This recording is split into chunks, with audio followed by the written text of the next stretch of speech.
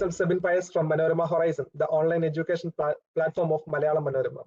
Welcome you all to our webinar on the topic Educational and Career Opportunities in Indian Armed Forces. Today, we have eminent speakers to provide guidance.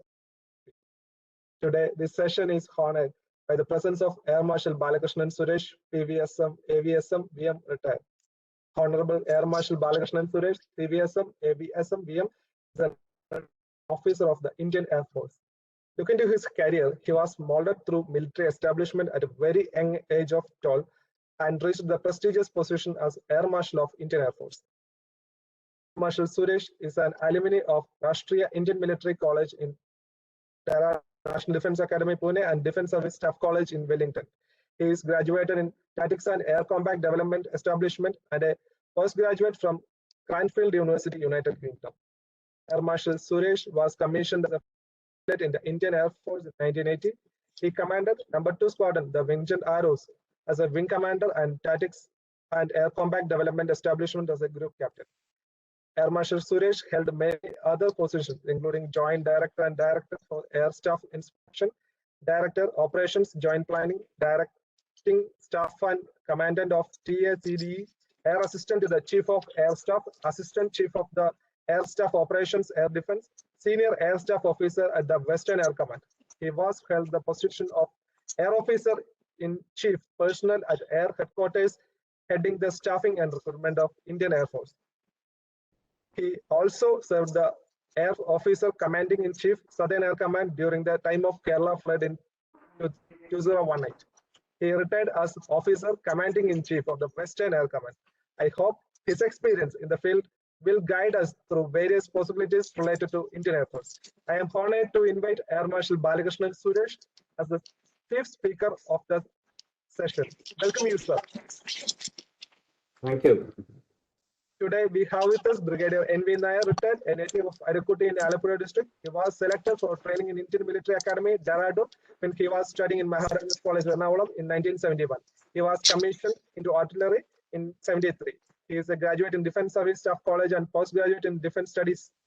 During his 35 long years of service, he held many commandant and staff appointments, including Army Headquarters. He has also commanded the prestigious Agni 2 Missile Brigade. He has served for 5 years continuously in Jammu and Kashmir during the turbulent period 1991 to 1996, which includes his unit command. Anyway, I invite you for the session, sir. Thank you.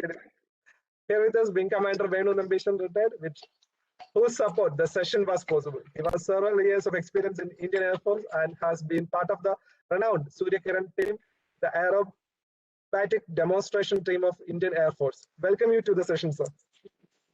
Thank you, Sabin. Lieutenant Commander Ashwin Pangat, retired, served in Indian Navy, also started his love for Navy from his school days. He was molded his interest through NCC and attended NCC Republic Day camp in 2006 and won All India Best Cadet Prize from the Prime Minister. He was represented from India in Singapore as part of the exchange program in 2006 and the only Malayali in the 6 members of that particular group. Welcome you to the session, sir. Thank you, Shabin. Welcome each one of you to the attending the session. Participants, please note, you can ask your questions to the speakers through chat. Selected questions will answer through the session with the availability of the time. Wishing a great session. Welcome Air Marshal Balakrishnan Suresh, PVSM, AVSM, VM retired to address our audience. Welcome you, sir. Please. Thank you, Manorama Horizon, and thank you, Sabin, to you for inviting me as a chief speaker. Let me say, I Malayalam English in the big sea. I think the audience is mainly from Kerala, isn't it? Yes, sir. Yes, sir. Okay, fine. It's a very timely webinar in the sense that that means there's a lot of the pandemic has created a lot of problems, especially for school children, those who are in 10th, 11th, and 12th, etc.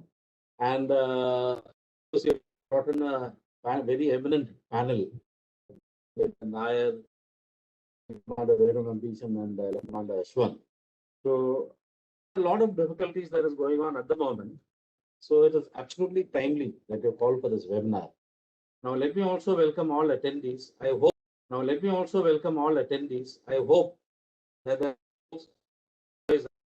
attending as well as some of the parents also attending. So welcome to all of you. Now let me get straight into the issue without wasting much of time. It's a very well word. The social media information, but most of it is actually fake. And on one count, it was 67% of what is floating around in the social media was found to be fake. Not only that, now if I look at the problem, let me address. And in the I'll come to that a little later. If you have to select a career, there are very few people, very few people, maybe 1% or something of the students really know what they want. Most people don't know. Okay, so you need to explore, see what or not, and then you need to decide. You may consult your parents, you should in fact, and you decide based on your liking and what you want in life. So here is one opportunity. People are going to talk about the armed forces, which is the next career option. Okay, now I'll tell you why. In my case, it was very different. I initially Holy Angels Convent, St. Joseph's, believe me, I was a very shy student. And the second language is Malayalam. Because my parents said this guy is too shy. Kerala second language Malayalam. But it so happened that one day, and the father will advertisement the Kandu. This was for Rashtriya Indian Military College, Derad. Brigadier Nair will agree with me. He Pandoka LKG, UKG, marriage in the standard chair to Mudra Sound. Angana chair. I was already in 8th standard in Loyola. When I appeared for the exam and all, I got a full scholarship. RIMC there is no direct train. You have to go to Madras, Annatha Madras, then Delhi. Around the train there are no phones, no STD, no India. Or postcard so that was only connectivity at that point of time. But I take my hats off to my parents, who decided to send me there. I also agreed to go because I was getting a full scholarship, and I agreed to go. But now, if you look at it, for me, it was decided. It is not because I had a love for the armed forces and things like that and all. അങ്ങനെയൊന്നുമല്ല 12 വയസ്സിൽ ഒരു 12 വയസ്സായ കുട്ടീനോട് ചോദിച്ചാൽ നിനക്ക് എവിടെ ചേരേണ്ടതാണ് അപ്പൊ ഒരു ദിവസം ഒന്ന് പറയും മറ്റു ദിവസം പോലീസ് ആവണമെന്ന് പറയും മറ്റു ദിവസം വേറെങ്കിലും ആവണം പറയും അങ്ങനെ മാറിക്കൊണ്ടിരിക്കും but it was decided for me and I went but I have no regrets at all. Why? 4.5 years I spent in RIMC. അത് കഴിഞ്ഞ് 3 കൊല്ലം ഇന്ത്യയിൽ പിന്നെ I decided to join Air Force as a fighter pilot. Almost 40 years I served in the Indian Air Force. It has been an exceptional journey. And I also, towards the end of my career, so the later part of my career, I got to serve as the CNC of Southern Air Command, and that too when the floods were on. Now, what I can tell you, and what these three eminent panelists will tell you, probably in detail, so they'll tell you, carry out the modalities. To start with, I just want to tell you, what do we want from a career? One is career progression. If you talk about, is there a scope for higher education? So let me tell you now, the armed forces have become fairly technical. That is, 11th, 12th, NDA, both the Navy as well as the Air Force are giving BTech degrees. NDA service, you will get a BTech degree. So that is, in the Army is also offering the BTech to those who want it. In India. So that is the level. So it is a very highly technical service. Service joins here, you got a lot of scope. I was a BSc from NDA. I got an MSc degree in Staff College in Defense and Strategic Studies. Then I got an opportunity to do MSc in UK, in Cranfield University, in Global Security. And if you want to be in the ground, if you are an engineer, you will get to do your MTech. And even while you're leaving service, the pre-release courses, even army, the armed forces offer courses, direct resettlement. So it is during the training, during the service, and even while you resettle outside, you've got phenomenal opportunities to improve your career prospects. As a career in the armed forces, it is phenomenal. The pyramid is rather steep. But if you're dedicated, if you know your beans, if you're a good professional, there is no doubt that you'll continue to rise. Okay, it's a very steep pyramid. In fact, some people call it that is a very steep Eiffel Tower, that kind of a thing. But so is every other service. Even in the private sector, it is so. Now, let me tell you what are the benefits of joining the armed force. Anyway, personally, the kind of exposure I got, we will not meet anybody. The kind of exposure you get, you meet people from all corners of the country. And not only country, you get to travel abroad. I have been to almost all continents and countries except probably China and Australia. Otherwise, you get to meet people from all across the globe. You interact with so many people. And specifically, your ability to communicate and your soft skills and all will improve. So everybody wants this outside. And they make you from a normal human being into a very, very disciplined person with character and integrity and honesty. That is the kind of product you become in the armed forces at the end of the day. Now, when it comes to covered, scope for improvement as far as academics is concerned, career progression. Now, what does it offer in terms of materialistic benefits? It's phenomenal.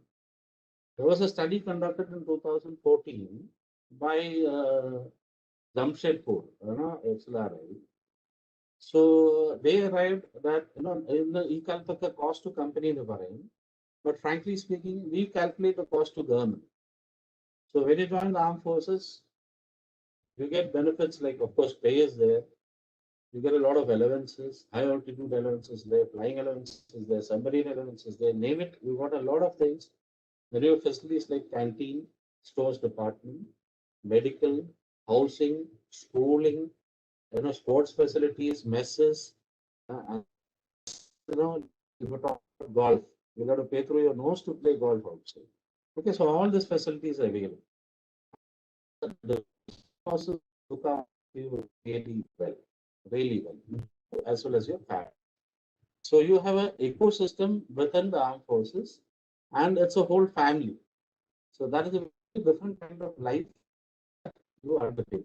And the challenge is phenomenal.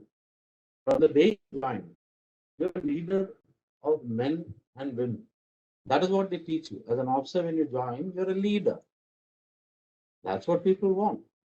You command people. And the numbers are really, really huge. So overall, when you look at it, armed forces is an excellent career. They will cover the details. Permanent panelists will cover the details.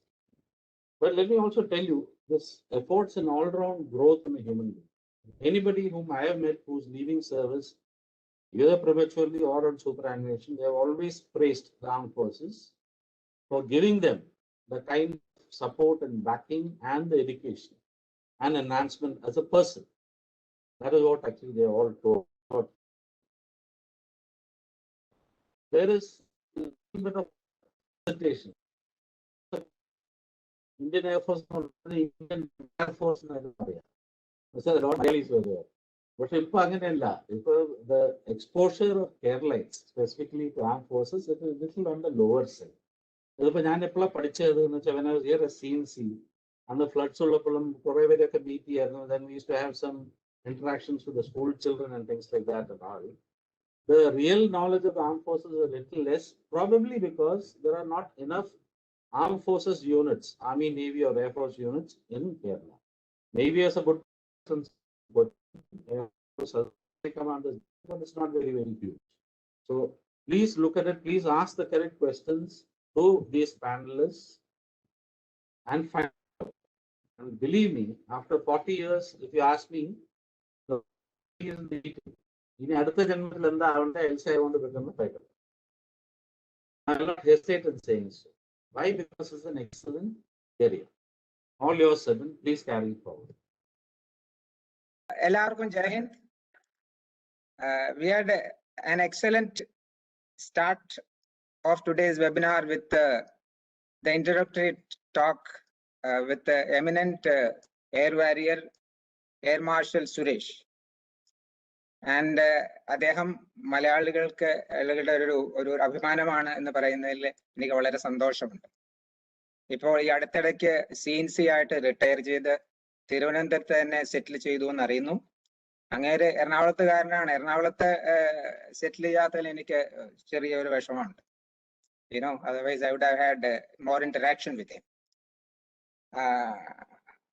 പിന്നെ എന്തു പറയുന്നു എന്നതിനോടൊപ്പം തന്നെ ആര് പറയുന്നു എന്നുള്ളതും കൂടെ വളരെ important ആയ ഒരു കാര്യമാണ്. ഇന്ത്യൻ ആംഡ് ഫോഴ്സസിലെ ഒരു ഓഫീസറായിട്ട് ചേരുന്ന വിഷയത്തെപ്പറ്റി സംസാരിക്കുന്നത് ഞാനായതുകൊണ്ട് ആർമിയുടെ കാര്യങ്ങളാണല്ലോ ഞാൻ പറയുന്നത്. അപ്പൊ ഞാൻ പറയുന്ന കാര്യങ്ങൾ ഇപ്പോൾ ഒരു 872 പാർട്ടിസിപ്പൻസിനെ ഞാൻ കാണുന്നുണ്ട്.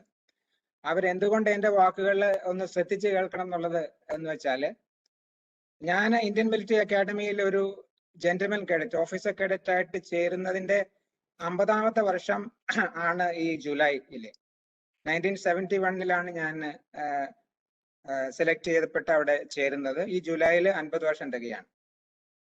അപ്പൊ 50 വർഷം മുമ്പുള്ള നമ്മുടെ സമൂഹത്ത്, കേരളത്തിലെ അവസ്ഥയിൽ ഇന്നൊരു സാധാരണ മലയാളി പയ്യൻ, ഞാൻ പഠിച്ചത് Arookutty government UP, NSS high school Panavally Cherthala, പിന്നെ college Ernakulam sacred heart Maharajas college എന്നിവിടങ്ങളിലാണ്.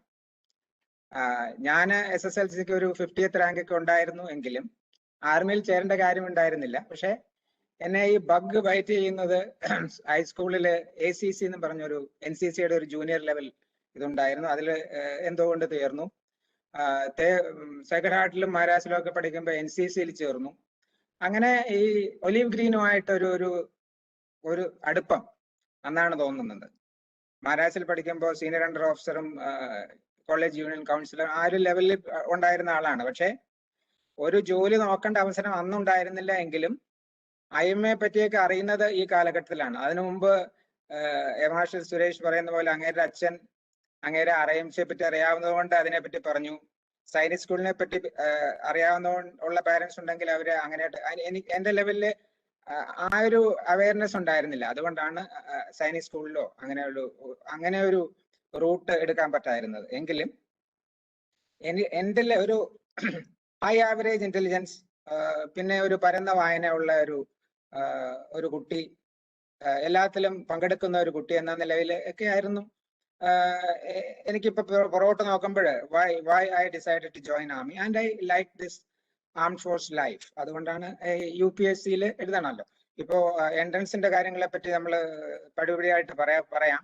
അതിന്റെ 2 ഘട്ടങ്ങളാണുള്ളത്. ഒന്ന് UPSCയുടെ യൂണിയൻ പബ്ലിക് സർവീസ് കമ്മീഷന്റെ ഒരു റിട്ടൺ എക്സാമിനേഷൻ ഉണ്ട്. NDAക്ക് ആണെങ്കിലും ഡയറക്ട് എൻട്രീസിലാണെങ്കിലും എല്ലാം ഉള്ളതാണ്.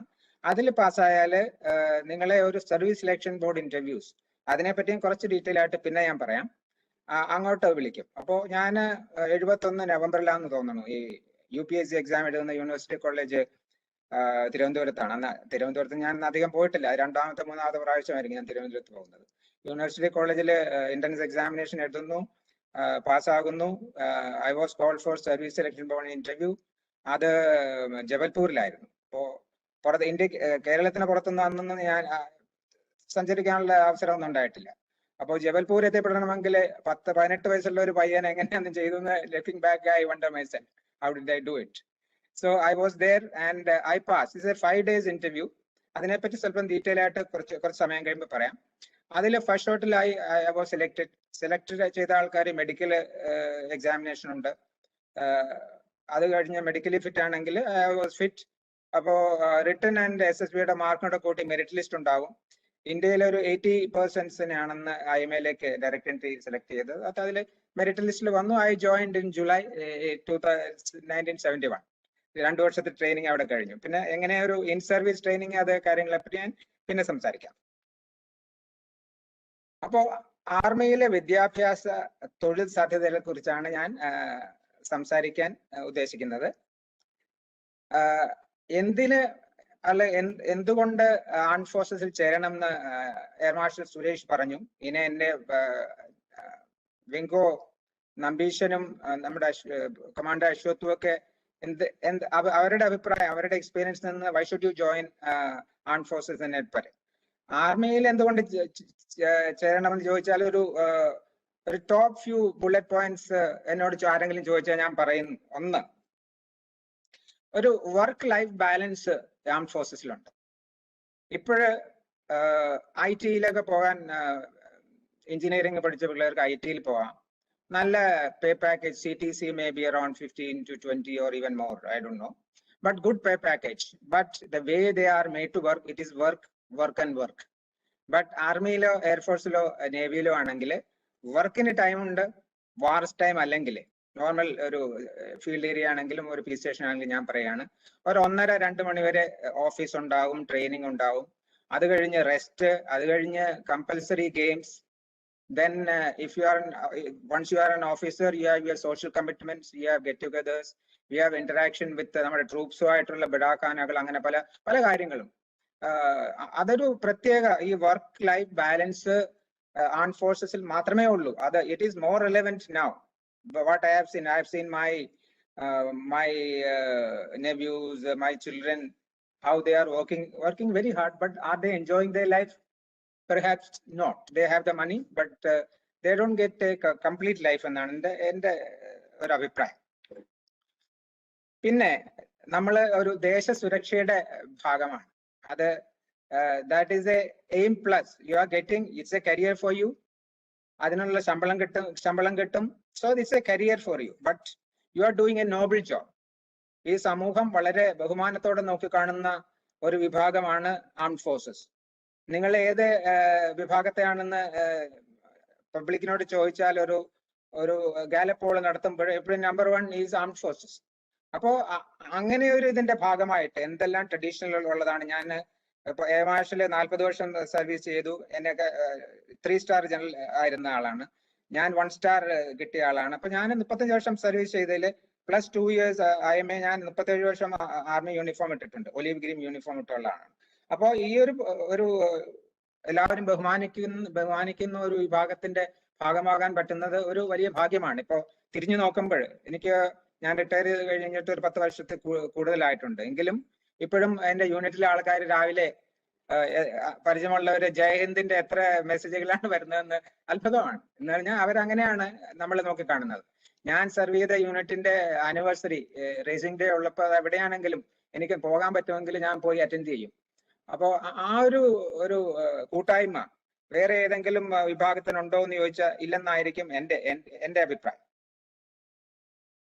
പിന്നെ ഇന്ത്യ മുഴുവൻ കാണാൻ പറ്റും. ഞാൻ സർവീസിൽ ഓൾ ഓവർ ഇന്ത്യ അബൌട്ട് 18 കന്റോൺമെന്റ്സിൽ ഇരുന്നിട്ടുണ്ട്.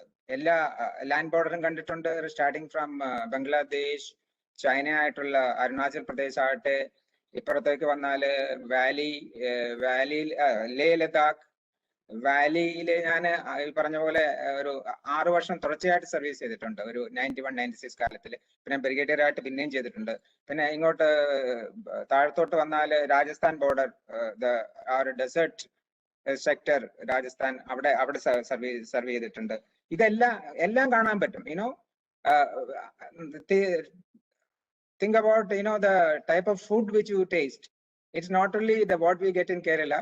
I'm in love with so many other things. I mean, time doesn't permit me to say that what I enjoyed in army as from the cuisine point of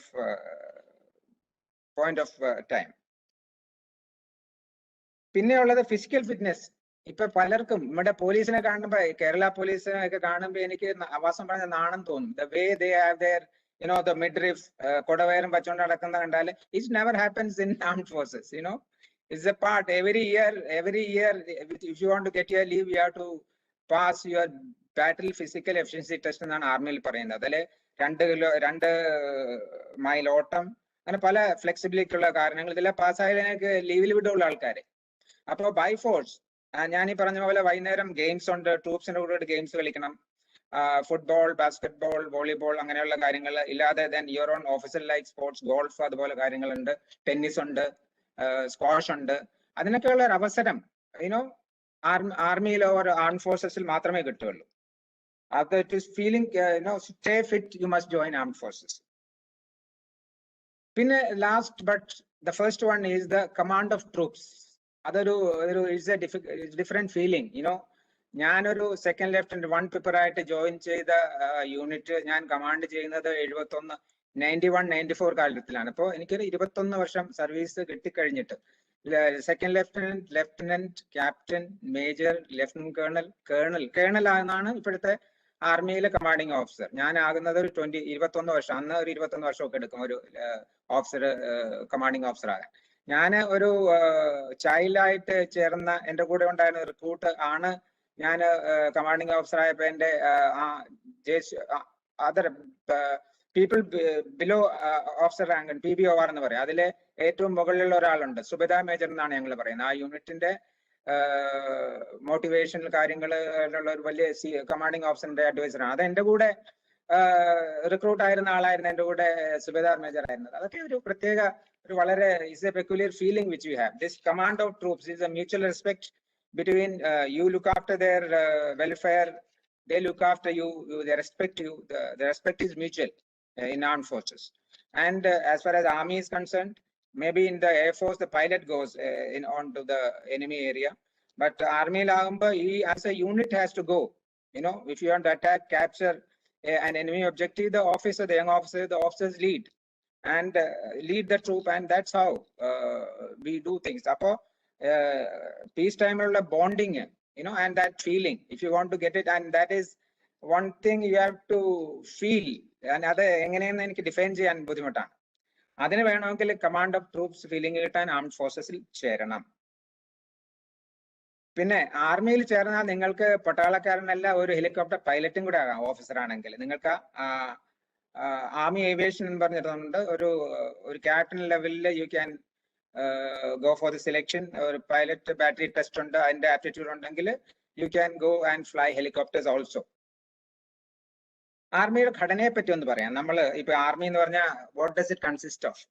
അതിൽ infantry ഉണ്ട്. നമ്മൾ കാലാൾപ്പട എന്ന് പറയുന്ന infantry, അതാണ് the major part, which is the bayonet arm എന്ന് പറയുന്ന attack ചെയ്യുന്നത് അവരാണ്. അവരുടെ കൂടെ ആർട്ടിലറി ഫയർസ് അങ്ങനെയൊക്കെയുള്ള ആൾക്കാരുണ്ടെങ്കിലും basically it is infantry which assaults or armored corps, tanks, depending on mountains lanenge it is predominantly infantry, and in plains it will be infantry assisted by armored tanks and mechanized vehicle borne infantry.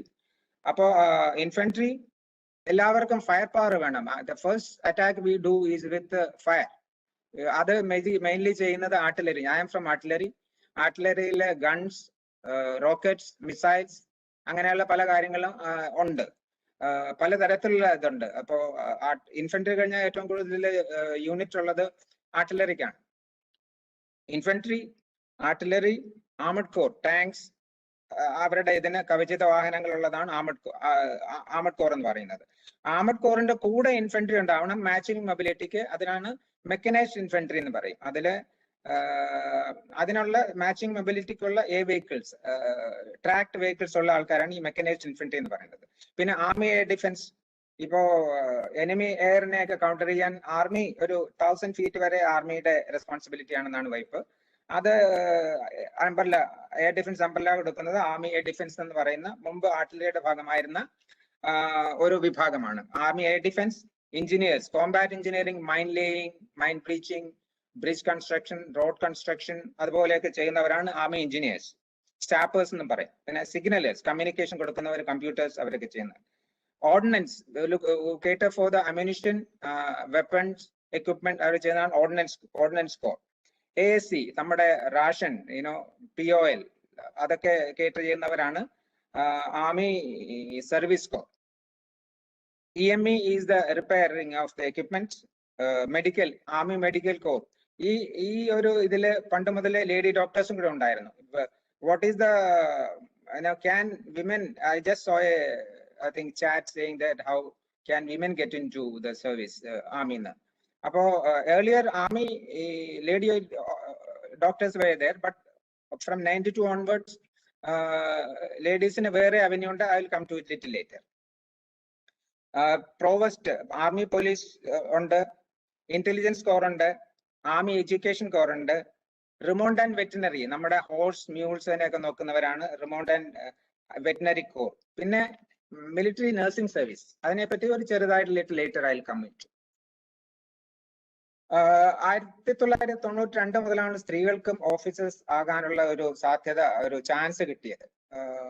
Kombat arms ഒഴിവാക്കിയിട്ട് infantry, armoured core, mechanised infantry ഒഴിച്ച് ബാക്കി എല്ലാ വിഭാഗങ്ങളിലും ഇപ്പോൾ ഗേൾസിന് പ്രവേശനമുണ്ട്. പറഞ്ഞതുപോലെ army medical കോറിൽ നേരത്തെ ഉണ്ടായിരുന്നതാണ്. പിന്നെ MNS ഉണ്ടെന്ന് ഞാൻ പറഞ്ഞല്ലോ, അവർ ലേഡീസിന് മാത്രമുള്ളതാണ്, മിലിറ്ററി നഴ്സിംഗ് സർവീസ്. സെലക്ഷൻ പറ്റി പറയാം. ആദ്യം മെയിൻ പെർമനന്റ് കമ്മീഷന് ഉള്ളത് UPSC ലെവൽ എക്സാമിനേഷൻ ആണ്. അതിൽ പാസ്സായാലും ഞാൻ പറഞ്ഞല്ലോ, അത് സർവീസ് സെലക്ഷൻ ബോർഡ് ഇന്റർവ്യൂസിന്റെ 5 ദിവസത്തെ ഇന്റർവ്യൂ ആണ്. അത് കഴിഞ്ഞ് മെഡിക്കൽ ടെസ്റ്റ് ഉണ്ടാവും. അത് കഴിഞ്ഞാണ് if you are come in the merit you go to your training academy.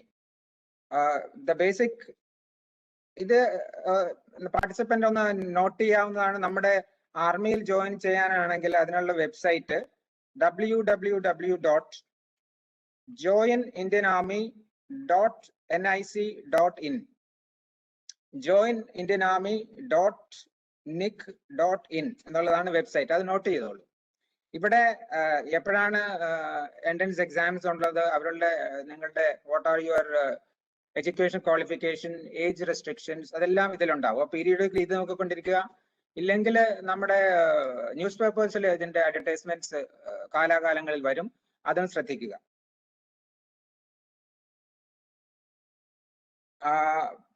Commission എന്ന് പറഞ്ഞാൽ ആർമിയിൽ ഓഫീസർ ആകുക എന്നുള്ള ആ ഒരു പ്രോസസ്സിന് or in armed force it is called commissioning. President ആണ്, അതൊരു പലർക്കും അറിയാവുന്ന കാര്യം ആയിരിക്കണമെന്നില്ല. ഇന്ത്യൻ പ്രസിഡന്റ് സ്വന്തം കയ്യൊപ്പിടുന്ന ഒരു ഡോക്യുമെന്റ് ആണ് പെർച്ച്മെന്റ് എന്ന് പറയാം. You are commissioned as an officer of the Indian armed forces എന്നുള്ളത് വളരെ we should be very proud to get personally signed by the president of India. അങ്ങനെയാണ് കമ്മീഷൻ കിട്ടുന്നത്. കമ്മീഷന് 2 ടൈപ്പ് ഉണ്ട് ബേസിക്കലി. ഒന്ന് പെർമനന്റ് കമ്മീഷൻ, പിന്നെ ഷോർട്ട് സർവീസ് കമ്മീഷൻ. പെർമനന്റ് കമ്മീഷനുള്ള the main avenue is through National Defense Academy. Class 12 പാസ്സായ കുട്ടികൾക്ക് within that age band you can appear for the NDA entrance examination. അത് ആ എക്സാമില് പേപ്പേഴ്സ് ഉണ്ട്, details U can get from the website. അത് പാസ്സായി കഴിഞ്ഞാൽ നമുക്ക് സർവീസ് സെലക്ഷൻ ബോർഡ്സ് ഉള്ളത് 4 സ്ഥലത്താണ്. ഒന്ന് കപൂർത്തല പഞ്ചാബ്, സെക്കൻഡ് അലഹബാദ്, സെൻട്രൽ ഇന്ത്യയില് ഭോപ്പാൽ ആൻഡ് സദേൺ ഇന്ത്യയില് ബാംഗ്ലൂർ. ഈ 4 സ്ഥലത്താണ് സർവീസ് സെലക്ഷൻ ബോർഡ് ഉള്ളത്. അപ്പോൾ ഈ റിട്ടേണിൽ പാസ്സാവുന്ന കുട്ടികളെ ഈ ഏതെങ്കിലും 4 സർവീസ് സെലക്ഷൻ ബോർഡിലേക്ക് വിളിക്കും. അവിടെ 5 ദിവസത്തെ ഇന്റർവ്യൂ ആണുള്ളത്. അതിന്റെ ഡീറ്റെയിൽ ലേറ്റർ. NDA പറഞ്ഞതുപോലെ 3 വർഷത്തെ it's for army, navy and air force. First 2.5 years is combined training ആണ്. അത് കഴിഞ്ഞ് ഒരു 6 months ഉള്ളൂ peculiar to the service training നടക്കുന്നത്. അവിടുന്ന് പാസ് ഔട്ട് 3 years കഴിയുമ്പോൾ പാസ് ഔട്ട് ആവും. അത് കഴിഞ്ഞ് army officers go to for 1 year basic army training in Indian Military Academy, which is at Dehradun. In my time, I was direct to Indian Military Academy. I had 2 years training. And നമ്മുടെ സർവീസസില് ഈ semester system ആണ്. ഞങ്ങൾ semester എന്നല്ല എന്നാ പറയുന്നത്, 6 months ഒരു term എന്നാണ് പറയുന്നത്. I joined the first term and second termൽ വേറെ കുറച്ച് ആളുകൾ വരും. ആർമിയിൽ തന്നെയുള്ള ആർമി കേഡറ്റ് കോർ വഴി വരുന്ന കുറച്ച് കുട്ടികളാണ് സെക്കൻഡ് ടേമിൽ എന്റെ ഇതിൽ വന്നിരുന്നത്. തേർഡ് ടേം ആകുമ്പോഴാണ് ഈ NDA അല്ല, സെക്കൻഡ് ടേമിൽ OTA വരും. NCC ഡയറക്ട് എൻട്രീസ് ഉണ്ട്, അവരും സെക്കൻഡ് ടേമിലാണ് വന്നിരുന്നത്. തേർഡ് ടേമിലാണ് the bulk of 2/3 of the course is from NDA and technical. ഞാൻ കുറച്ച് കഴിയുമ്പോൾ പറയാം, ടെക്നിക്കൽ ഗ്രാജുവേറ്റ്സിനും ചെയ്യാം. അപ്പൊ അവരും വരുന്ന തേർഡ് ടേമിലാണ്. Third and fourth term we all train together. And after the 4th term, now it is only 1.5 years in IMA. അത് കഴിഞ്ഞിട്ടാണ് അവർക്ക് കമ്മീഷൻ. ഇപ്പൊ ലെഫ്റ്റനന്റ് ആയിട്ടാണ്. എന്റെ ടൈമിൽ 1 pipper സെക്കൻഡ് ലെഫ്റ്റനന്റ് ആയിരുന്നു ഞങ്ങൾ. ഇപ്പൊ ലെഫ്റ്റനന്റ് ആയിട്ടാണ് കമ്മീഷൻ കിട്ടുന്നത്. അപ്പോൾ 1 year 3 years of NDA training, 1 year of army training in as a platoon commander in Indian Military Academy Dehradun. അത് കഴിയുമ്പോൾ then you can choose. ഞാൻ ഈ പറഞ്ഞ ഇൻഫൻട്രി ആർമഡ് കോർ അങ്ങനെയുള്ളതുണ്ടല്ലോ, you can choose. 3 ചോയ്സ് കൊടുക്കണം. അതില് നിങ്ങളുടെ മെറിറ്റ് ലിസ്റ്റ് അനുസരിച്ച് എല്ലാവരും നല്ല ആളുകളെ വിട്ടാൻ പറ്റില്ലല്ലോ. അതുകൊണ്ട് നല്ല ആൾക്കാരെ അത്രയും മെറിറ്റ് ലിസ്റ്റിൽ കുറച്ച് താഴത്തുള്ള ആൾക്കാരെ എല്ലാം കോമ്പിനേഷൻ ആയിട്ട് as per vacancy the army headquarters decides you are allotted this.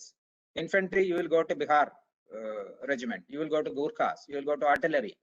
അങ്ങനെ പോകും. അപ്പോൾ അത് കഴിഞ്ഞിട്ട് അവിടുന്ന് they go to the specialty corps training എന്നുള്ള സ്ഥലങ്ങളുണ്ട്. Artillery is concerned, our school of artillery at Nasik Devlali.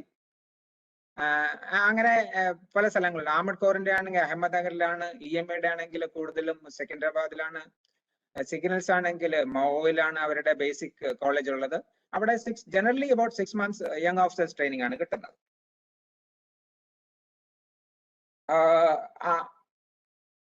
NDAയിൽ പഠിക്കുമ്പോൾ ഈ 3 വർഷത്തെ ട്രെയിനിങ്ങിനോട് കൂടെ നിങ്ങൾ അവിടുന്ന് പാസ് ഔട്ട് ആകുമ്പോൾ BSc അല്ലെങ്കിൽ BA ബിരുദം കിട്ടും. അതിനുള്ള ചെറിയൊരു ജവഹർലാൽ നെഹ്റു യൂണിവേഴ്സിറ്റി നിന്നാണ് ഇത് കിട്ടുന്നത്. അവരുടെ ചില റിക്വയർമെന്റ്സ് ഉണ്ട്, അത് മീറ്റ് ചെയ്താൽ മതി. Anyway that you don't have to worry about it. Once you are there you will be going with the flow. പിന്നെയുള്ളത് second combined defence service exam ആണെങ്കിലാണ് ഈ ഡയറക്റ്റ് എൻട്രീസ് ഞാൻ പറഞ്ഞ പോലുള്ള അവർക്ക് പോകാൻ പറ്റുന്നത്. അവിടെയും written examination, SSB, medical and then to the training establishment IMA-ലേക്കാണ് പോകുന്നത്. പിന്നെ മൂന്നാമത്തെ ടെക്നിക്കൽ ഗ്രാജുവേറ്റ്സിനെ പറ്റി ഞാൻ പറഞ്ഞു. അപ്പോൾ BTech ആയുള്ള ആൾക്കാർക്ക് വേണ്ടിയുള്ള സ്പെഷ്യൽ എൻട്രി ആണിത്. They will go to the technical arms, that is engineers, EME, signals. ഇതാണ് 3 ടെക്നിക്കൽ ആംസ് നമുക്ക് കൂടുതലും ടെക്നിക്കൽ ഹാൻഡ്സിനെ ആവശ്യമുള്ളത്. അപ്പൊ BTech-കാര് ഈ 1 വർഷത്തെ ട്രെയിനിങ് കഴിഞ്ഞിട്ട് അവരെ ഈ 3 അതിൽ വേറെ എന്തെങ്കിലും whatever the army headquarters decides അങ്ങോട്ടാണ് വിടുന്നത്. ഇവർക്ക് 1 വർഷം ആന്റിഡേറ്റ് സീനിയോറിറ്റി കിട്ടും. Because they had already done 4 years of engineering in the civil. That's why. ഇല്ലാതെ ഈ IMA കോഴ്സ് NDA എന്നൊക്കെ വരുന്ന സയൻസ് സ്ട്രീമിലുള്ള സ്റ്റുഡൻസും ഈ ടെക്നിക്കൽ ആംസിലേക്ക് പോകും. അവര് ഇൻ സർവീസിൽ ഞങ്ങളുടെ ഇൻസ്റ്റിറ്റ്യൂഷനിൽ നിന്ന് എഞ്ചിനീയറിംഗ് ഡിഗ്രി എടുക്കും. അവർക്ക് ആന്റിഡേറ്റ് കിട്ടില്ല. Because they had the advantage of their age in entry. നമ്മൾ ഈ ടെക്നിക്കൽ ഗ്രാജുവേറ്റ്സ് എന്ന് പറയുമ്പോൾ അവര് they are little late in entry. So therefore they should be given little bit of look up. That's why this 1 year of if you are 80-ലാണ് കമ്മീഷൻ കിട്ടിയെങ്കിൽ അവരുടെ seniority 79 ആയിട്ട് കൊടുക്കും. അങ്ങനെയാണ് that is ante date seniority എന്ന് പറയുന്നത്. പിന്നെ ഒരു ഇമ്പോർട്ടന്റ് എൻട്രി ഈ അടുത്ത കാലത്ത് തുടങ്ങിയാണ് 10+2. ഇപ്പൊ നമ്മുടെ പാർട്ടിസിപ്പൻസിന് ഇൻട്രസ്റ്റ് ഉള്ള കാര്യമാണ്. 10+2 ടെക്നിക്കൽ എൻട്രി സ്കീം എന്ന് പറയും. 10+2 TES എൻട്രി എന്ന് പറയും. ഇത് 12th ഫിസിക്സ്, കെമിസ്ട്രി, മാത്സിൽ 70% എങ്കിലും മിനിമം ഉണ്ടാവണം. ഇവരെയാണ് സർവീസ് സെലക്ഷൻ ബോർഡിനെ വിളിക്കുന്നത്. അതിൽ ഈ പറഞ്ഞ സെലക്ഷൻ പ്രോസസ്സിൽ ത്രൂ ആയാൽ അവർക്ക് 5 years ട്രെയിനിങ് ആണുള്ളത്. അത് പല ഘട്ടങ്ങളായിട്ടാണ്. അതിൽ 1 വർഷം ബേസിക് മിലിറ്ററി ട്രെയിനിങ്, 1 വർഷത്തേക്ക് officers training academy OTA Gaya. ആദ്യത്തെ ഒരു ഓഫീസേഴ്സ് ട്രെയിനിങ് അക്കാഡമി നമ്മളെല്ലാം അറിയുന്നത് ചെന്നൈയിലുള്ളതാണ്. അതിനെപ്പറ്റി ഞാൻ സ്വല്പം ഇത് കഴിഞ്ഞിട്ട് പറയാം. ഇവർക്ക് വേണ്ടിയിട്ട് പ്രത്യേകം ഒരു അക്കാഡമി ഗയയിലാണുള്ളത്, officers training academy at Gaya. അവിടെ 1 വർഷത്തെ ബേസിക് മിലിറ്ററി ട്രെയിനിങ്, അത് കഴിഞ്ഞിട്ട്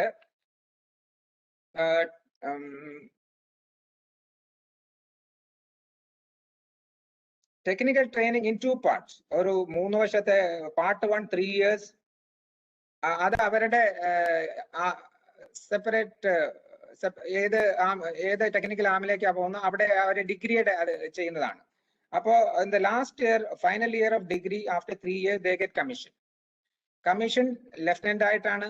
അത് കഴിഞ്ഞിട്ട് ഇൻ സർവീസ് 1 വർഷം കൂടി ട്രെയിനിങ് ഉണ്ട്. അത് കഴിഞ്ഞിട്ടാണ് യൂണിറ്റിലേക്ക് അയക്കുന്നത്. ടോട്ടൽ 5 year ട്രെയിനിങ് ആണ് ഈ ടെക്നിക്കൽ എൻട്രീസിനുള്ളത്. ഇപ്പോഴത്തെ നമ്മുടെ പാർട്ടിസിപ്പൻസിന് കൂടുതലും 12th കഴിഞ്ഞൊക്കെ നിൽക്കുന്ന ആൾക്കാരായിരിക്കും, അല്ലെങ്കിൽ 10th-ലുള്ളവരായിരിക്കും. Please look at it as a very good way in which you can get into the armed forces. ആർമിയിൽ ഉള്ളത് ഇങ്ങനെയാണ്, ബാക്കിയുള്ളത് other 2 panelists will tell you. പിന്നെ ഉള്ളത് short service commission. Short service കമ്മീഷന്റെ സ്ഥലം, ട്രെയിനിങ് ചെയ്യുന്ന സ്ഥലം ഉള്ളത് OTA ചെന്നൈ ആണ്. അവിടെ 11 months ട്രെയിനിങ് ആണുള്ളത്. ഇതിൽ non technical NT and non technical and technical രണ്ട് ഇതിലേക്കും എടുക്കും. ഇതിന്റെ 10 to 14 years ആണ് സർവീസ് ഉള്ളത്. 10 years വരെ നിർബന്ധമാണ്. അത് കഴിഞ്ഞ് you can give a choice whether you want to continue or not. And within that 4 years you can, if you want to resign, you can resign. And short service commission women ഉണ്ട്, അതും technical and non technical ഉണ്ട്. അവരും 14 years ആണ്. Training is for 49 weeks. Selection criteria is the same. The training standards are the same. പിന്നെ പെൺകുട്ടികൾക്കുള്ള വേറൊരു avenue military nursing service. ഇതിന് first അറ്റംപ്റ്റിൽ 10+2 pass ആവണം. Physics, chemistry, biology ആണ് ഉണ്ടാവേണ്ടത്. വേക്കൻസി 220 ആണ് ഇൻ എ ഇയർ. ഇതിന് കമ്പ്യൂട്ടർ ബേസ്ഡ് 90 minutes ഒരു test ഉണ്ട്. അതിൽ പാസ് ആയാൽ then there is an interview and then you are detailed for the course. There are 4 major hospitals in India. അവിടെയാണ് ഈ മിലിറ്ററി നഴ്സിംഗ് സർവീസിനുള്ള. അത് 4 years BSc നഴ്സിംഗ് ആണ് അവിടെ ചെയ്യുന്നത്. അത് once you successfully pass this, you will be as lieutenant captain. The rank is the same, pay is the same. So it's a very lucrative appointment. You can enjoy life of defense forces, and you can be in a hospital. For girls, this is a very lucrative opportunity, I feel. Try for it if you want to. Or nursing service എടുത്ത് foreigner പോകാന്നുണ്ടെങ്കിൽ that is your choice. Or if you want to be in armed forces, there is an opportunity. Then RVC under 21 to 32 years. Anyway, for our participants, I think it's not relevant. SSB ഒന്ന് പറഞ്ഞു നിർത്താം. എന്താന്ന് വെച്ചാല് 5 days process ആണ് interviews. അപ്പൊ ഇതില് there are 3 people looking at you. See, അവരെ നോക്കുന്നത് where you have the potential and the attitude to be a leader in battle conditions. അതാണ് അവർ ബേസിക്കലി നോക്കുന്നത്. അതിൽ 3 പേരാണ് is going to judge you. One is a psychologist. There is a psychologic analysis of, you have to give your reaction to, give you a, for example, give you a photo of one scene. You have to write within about 3 minutes, you have to write a story about it. Then there will be slides, about 10-15 of the slides will be there. Then there will be some IQ test. So he will test you in these surroundings. What is your attitude? Are you okay for the services or not? Pinne in the same time, other than a group testing officer nu parnja oru major undu. Angere kude you will be there in a small group of about 6 to 8 persons, candidates. You are put into different things of group. As a group, how will you behave? If you are appointed as a leader, how are you going to lead the team? If you are given a task to, how will you plan? How will you take the opinion for the group? അങ്ങനെയുള്ള കാര്യങ്ങൾ. പിന്നെ you have to give a lecture. Then the GTO himself will interview. When you are doing it, he will call you and give you another special task. He will give you some people. These 3 people are with you and you have to cross this obstacle. How will you, all of you how will you take them across? അപ്പൊ ഇതിലൊക്കെ whether you got the leadership skill, if are you a member, how are you going to behave like a member in every team, ആ കാര്യങ്ങളൊക്കെയാണ് group testing officer നോക്കുന്നത്. അപ്പൊ ഇതൊക്കെ ഈ 2 കാര്യങ്ങൾ നടത്തുന്നതിന്റെ ഇടയിലുള്ള ടൈമില് ഏതെങ്കിലും ഒരു ദിവസം then you are called for a interview, face to face interview, which the civil service people talk about, the IAS interview. It is also about 30-40 minutes, maybe 1 hour, depending on whether he has to make up his mind. It is the president of the selection board or is the deputy. He is the interviewing officer. He is the man who has passed that procedure, how to interview and get out of his personality. So these 3 people independently watches you in the service selection board. Adu kazhinja final conference ullappode you are called. Then there will be if there is these 3 people will ask any further question to ask. Once you are asked to go, then these 3 people will say from their side, is he okay or not? That's if all the 3 has to say, then you are in. That's how the service selection board is there. So there is nothing to worry about, it is how you are. You cannot make up, because there are 3 experienced people looking at you. Appa are fool cheyna karyam is not possible. So if you have it in you, you can be through, because Dr. Kalam Paranju, he wanted to join Air Force, he could not, but it doesn't mean that he proved himself in other fields. So if you are not selected for in service selection board, it doesn't mean that you are not good. It only says that you are not fit enough. You don't have that credentials which they are looking for, armed forces. That's it. But you can keep appearing. There is no limitation for appearing in service examination, service selection board interviews.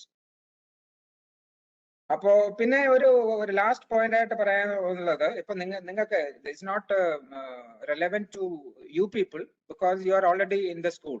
There is a Sainik school, there is a military school, and there is Rashtriya RIMC. Marshal Suresh പറഞ്ഞ പോലെ he was a alumni of that institution.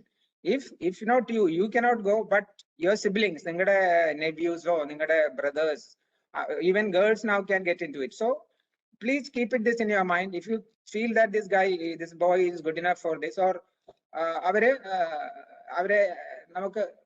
keep it in mind, and you can guide them to get into this. Very good morning to all the participants.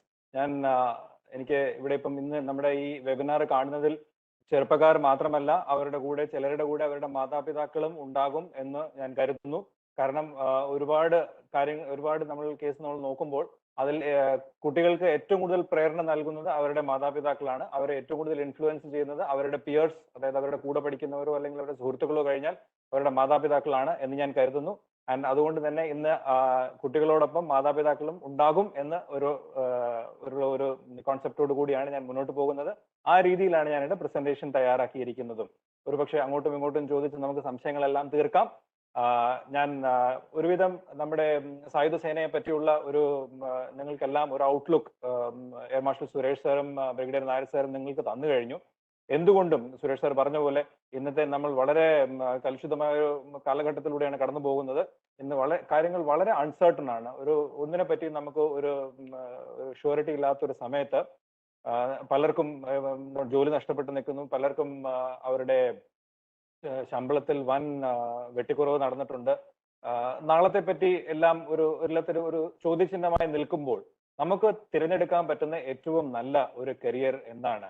അപ്പം അതിനെക്കുറിച്ചാണ് ഈ webinar ഇവിടെ organise ചെയ്തിരിക്കുന്നതും. അതിൽ ഏറ്റവും ഉദാത്തമായ ഒരു ഉദാഹരണമാണ് നമ്മുടെ സായുധ സേനയിൽ ഒരു ഓഫീസറായി ചേരുക എന്നുള്ളത്.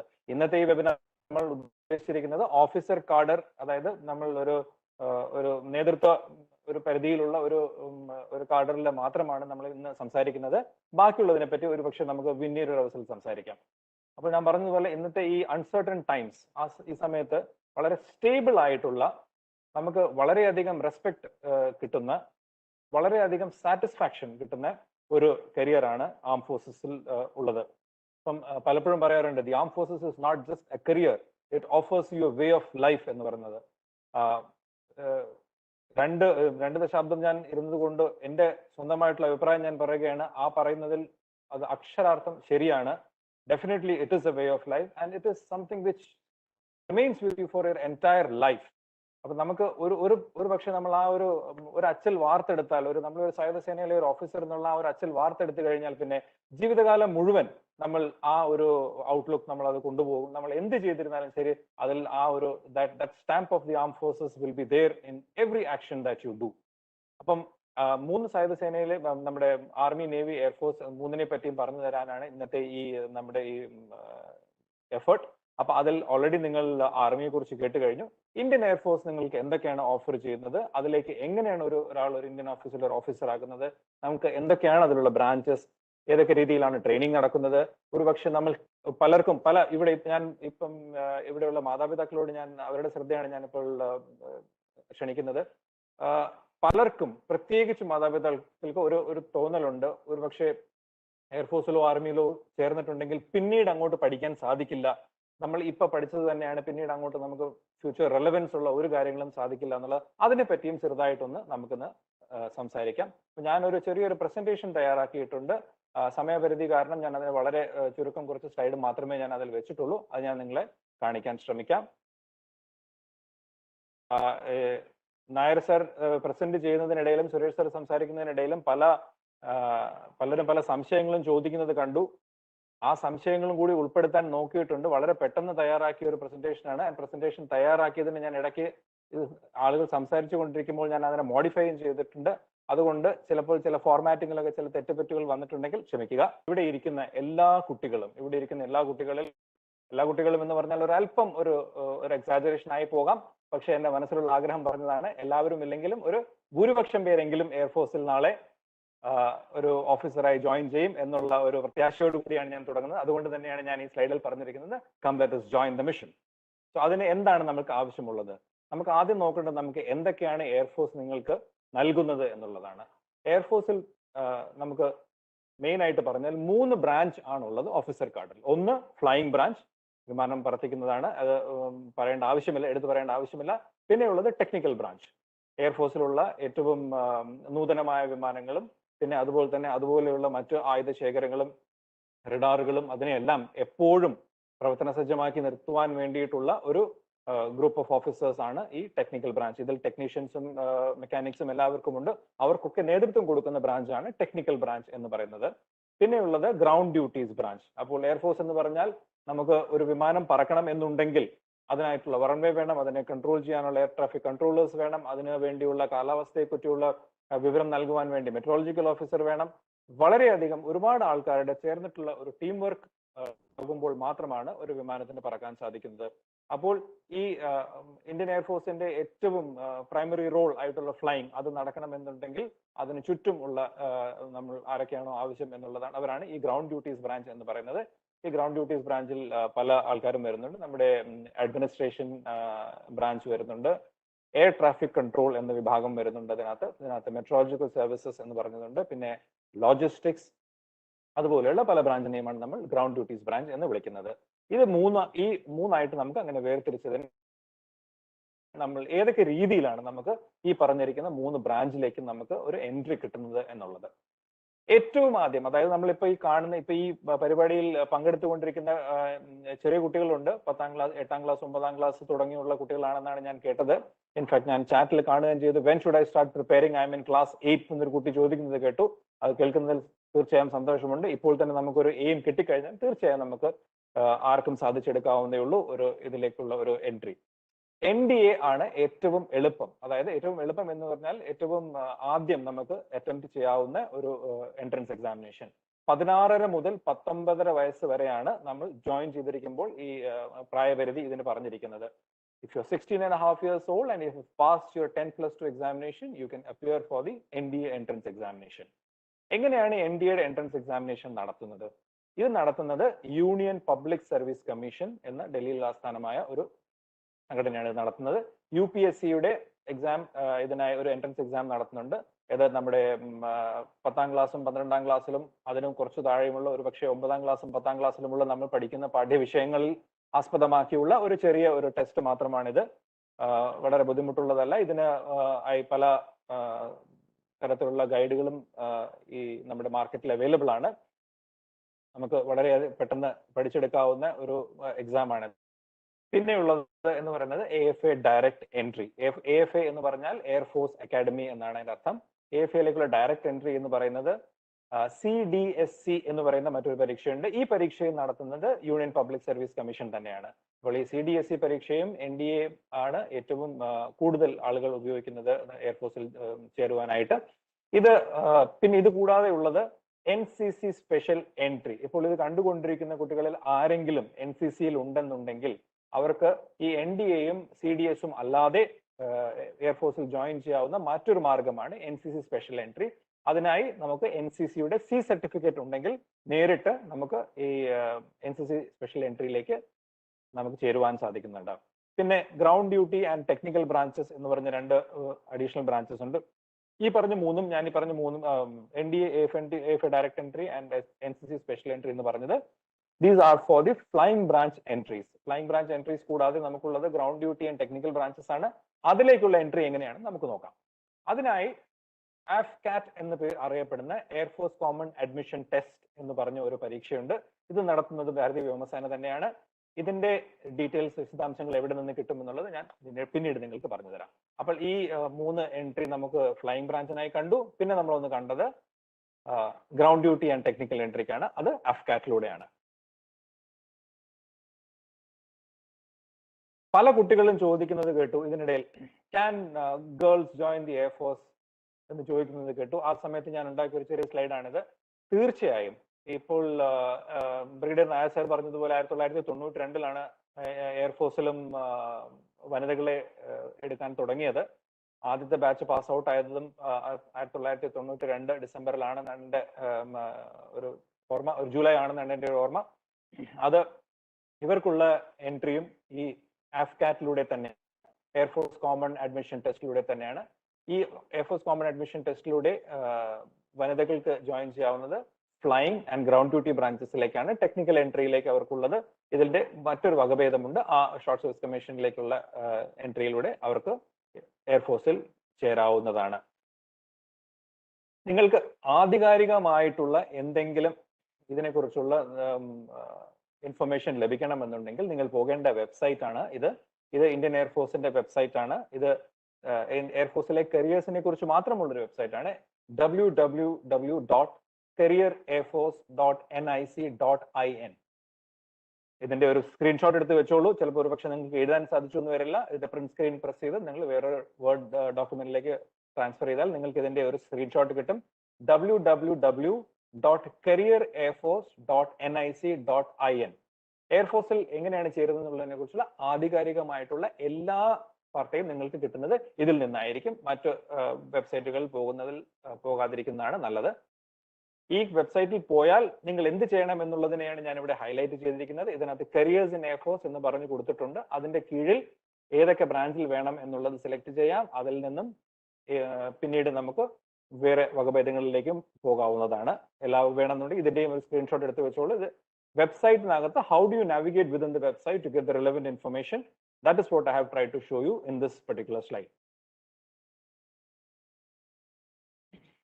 ഒരുപക്ഷെ ഇടയ്ക്ക് വെച്ച ഞാനൊരു ചാറ്റ് ബോക്സിൽ ഞാനൊരു ചോദ്യം കണ്ടു. I M N NRI, can I join the Indian air force എന്നുള്ളത്. തീർച്ചയായും എന്തൊക്കെയാണ് എയർഫോഴ്സിൽ ജോയിൻ ചെയ്യാനുള്ള എലിജിബിലിറ്റി പ്രീ റിക്വയർമെന്റ്സ് എന്നുള്ളത് നമുക്ക് ഈ കാണുന്നത്. ഇത് ഇപ്പോൾ union public service commission NDA എക്സാമിന് വേണ്ടിയിട്ട് ഇറക്കുന്ന ഒരു നോട്ടിഫിക്കേഷൻ ആണ്. ഇതാണ് ഏറ്റവും ഇപ്പോൾ നിങ്ങളുടെ സ്ക്രീനിൽ കാണുന്നത് ഏറ്റവും ലേറ്റസ്റ്റ് നോട്ടിഫിക്കേഷൻ ആണ്. ഈയിടെയായി അവർ പരീക്ഷയുടെ തീയതി മാറ്റുകയുണ്ടായി. അതിനെക്കുറിച്ചുള്ള നോട്ടിഫിക്കേഷൻ വന്നിട്ടുണ്ട്. പക്ഷേ ഏറ്റവും അവസാനം വന്ന നോട്ടിഫിക്കേഷൻ ആയതുകൊണ്ടാണ് ഞാനിത് നിങ്ങളെ ഇവിടെ നിന്ന് കാണിച്ചു തരുന്നത്. ഇതിനകത്ത് എഴുതിയിട്ടുണ്ട് നിങ്ങളുടെ എലിജിബിലിറ്റി എന്താണ് എന്നുള്ളത്. നാഷണാലിറ്റി ഇന്ത്യൻ എന്ന് എഴുതിയിട്ടുണ്ട്. അതിൽ നിന്നും വേറെ ഒന്ന് രണ്ട് ഇതിനകത്ത് ക്ലോസ് ഉണ്ട്. If you R subject of Bhutan and or Nepal എന്നുള്ള ഒരു ചെറിയൊരു ക്ലോസ് കാണുന്നുണ്ട്. എനിക്കറിയില്ല ഭൂട്ടാനിൽ നിന്നോ നേപ്പാളിൽ നിന്നോ ആരെങ്കിലും ഇത് കാണുന്നുണ്ടോ എന്നുള്ളത്. ഒരു പക്ഷെ അവർക്ക് മലയാളം മനസ്സിലാകുന്നുണ്ടാവില്ല. പക്ഷെ പറയുവാൻ വേണ്ടി ഒരു ചെറിയ ടെക്നിക്കൽ ഡീറ്റെയിൽ പറയാൻ വേണ്ടി അത് പറഞ്ഞു എന്ന് മാത്രമേ ഉള്ളൂ. തീർച്ചയായും NRIs എന്ന് പറഞ്ഞ ഒരു ചോദ്യം കണ്ടു. If you R NRI and you are holding an Indian citizenship or your nationality is Indian, definitely you can apply for these examinations, provided that the qualification that you have, that is of equivalent of 10+2, is recognized by the UPSC or not. You may like to refer to the UPSC website for information regarding applicability of the kind of examination that you have passed. Maybe you've passed the A levels or something similar to that, or probably the IB diploma. Whether they are accepted by the UPSC, I would request you to kindly refer to the UPSC website of the applicant. Otherwise, what is required of you is to have passed the 10+2 examination, and for the flying branch with physics and maths, and for others there are certain other requirements which I mentioned.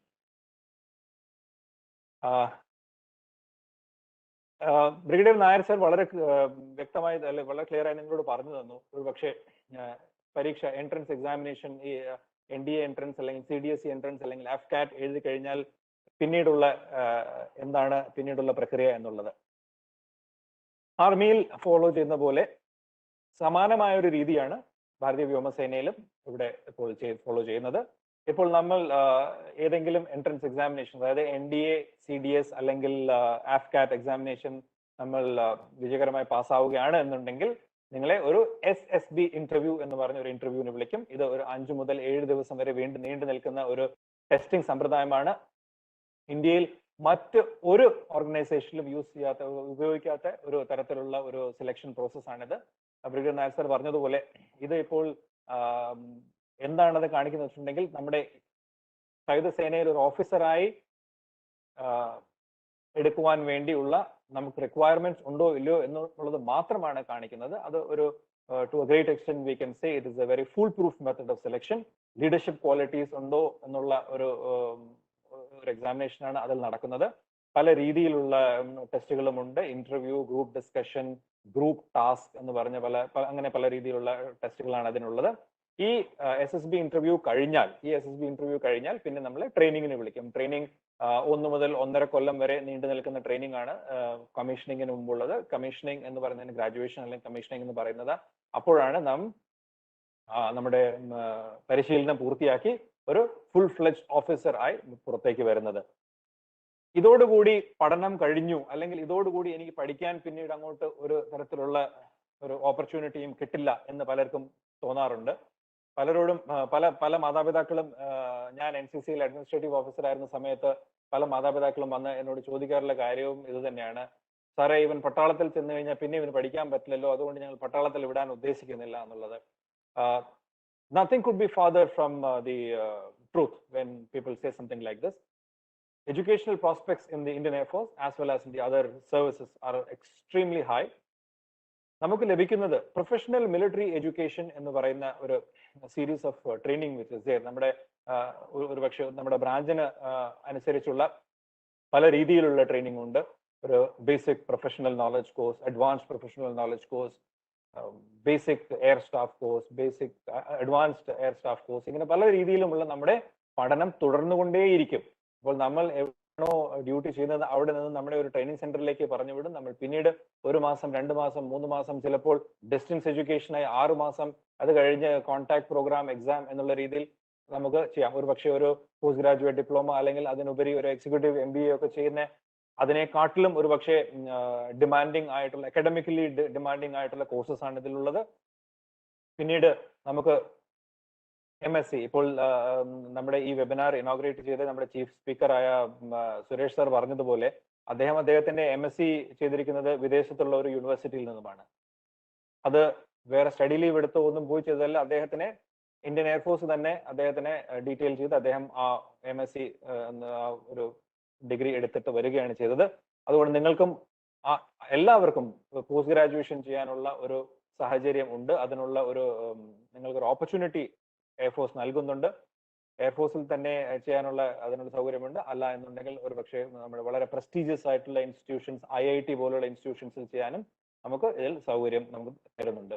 ഒരു പക്ഷേ നിങ്ങൾക്ക് ഇതുപോലുള്ള ഇൻസ്റ്റിറ്റ്യൂഷൻസിൽ പോകാൻ സാധിച്ചില്ല, ഒരു പക്ഷേ എയർഫോഴ്സിന് ആ സമയത്ത് നിങ്ങളെ സ്പെയർ ചെയ്യാൻ പറ്റില്ല, നിങ്ങൾ വളരെ ഇമ്പോർട്ടന്റ് ആയിട്ടുള്ള എന്തെങ്കിലും ഒരു റെസ്പോൺസിബിലിറ്റിയിലായിരുന്നു എന്നുണ്ടെങ്കിൽ നിങ്ങൾക്ക് തന്നെ ഒരു പക്ഷേ കരിയറിൽ 2 വർഷം വരെയുള്ള സ്റ്റഡി ലീവ് നമുക്ക് ലഭിക്കാം. 2 വർഷം വേണമെന്നില്ല, 1 വർഷം വേണമെങ്കിൽ 1 വർഷം, 2 വർഷം വേണമെന്നുണ്ടെങ്കിൽ 2 വർഷം നമുക്ക് സ്റ്റഡി ലീവ് എടുത്ത് നമുക്ക് താല്പര്യമുള്ള വിഷയത്തിൽ നമുക്ക് പോസ്റ്റ് ഗ്രാജുവേഷൻ അല്ലെങ്കിൽ പോസ്റ്റ് ഗ്രാജുവേറ്റ് ഡിപ്ലോമ അതുപോലെ എന്തെങ്കിലും ചെയ്യാം. അതല്ല ഒരു പക്ഷേ നമുക്ക് PhD യുടെ അവസാന ഭാഗം നിങ്ങൾക്ക് കംപ്ലീറ്റ് ചെയ്യാനാണെന്നുണ്ടെങ്കിൽ അതും ചെയ്യാനുള്ള ഒരു ഓപ്പർച്യൂണിറ്റി നമുക്ക് എയർഫോഴ്സിൽ ലഭിക്കുന്നുണ്ട്.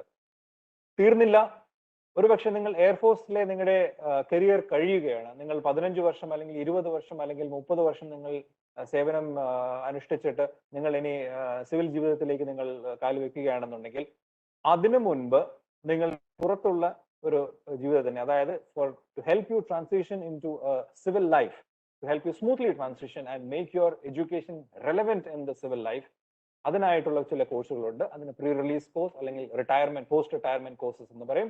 നമ്മുടെ റിട്ടയർമെന്റ് തീയതി നമുക്ക് ഇപ്പോൾ ഒരു പക്ഷേ ഷോർട്ട് സർവീസ് കമ്മീഷൻ ഓഫീസർ ആണെന്നുണ്ടെങ്കിൽ നമ്മുടെ റിട്ടയർമെന്റ് ഡേറ്റ് നമുക്ക് അറിയാം. ഒരു പക്ഷേ അടുത്ത വർഷം ഞാൻ റിട്ടയർ ചെയ്യുകയാണ് എന്നുണ്ടെങ്കിൽ അതിന് 1 വർഷം മുൻപ് അതിന്റെ അവസാന വർഷത്തെ സേവനത്തിൽ അവർക്ക് ഈ പ്രീ റിലീസ് കോഴ്സ് എന്ന് പറഞ്ഞതിന്റെ സേവനം നമുക്ക് ലഭിക്കുന്നതാണ്.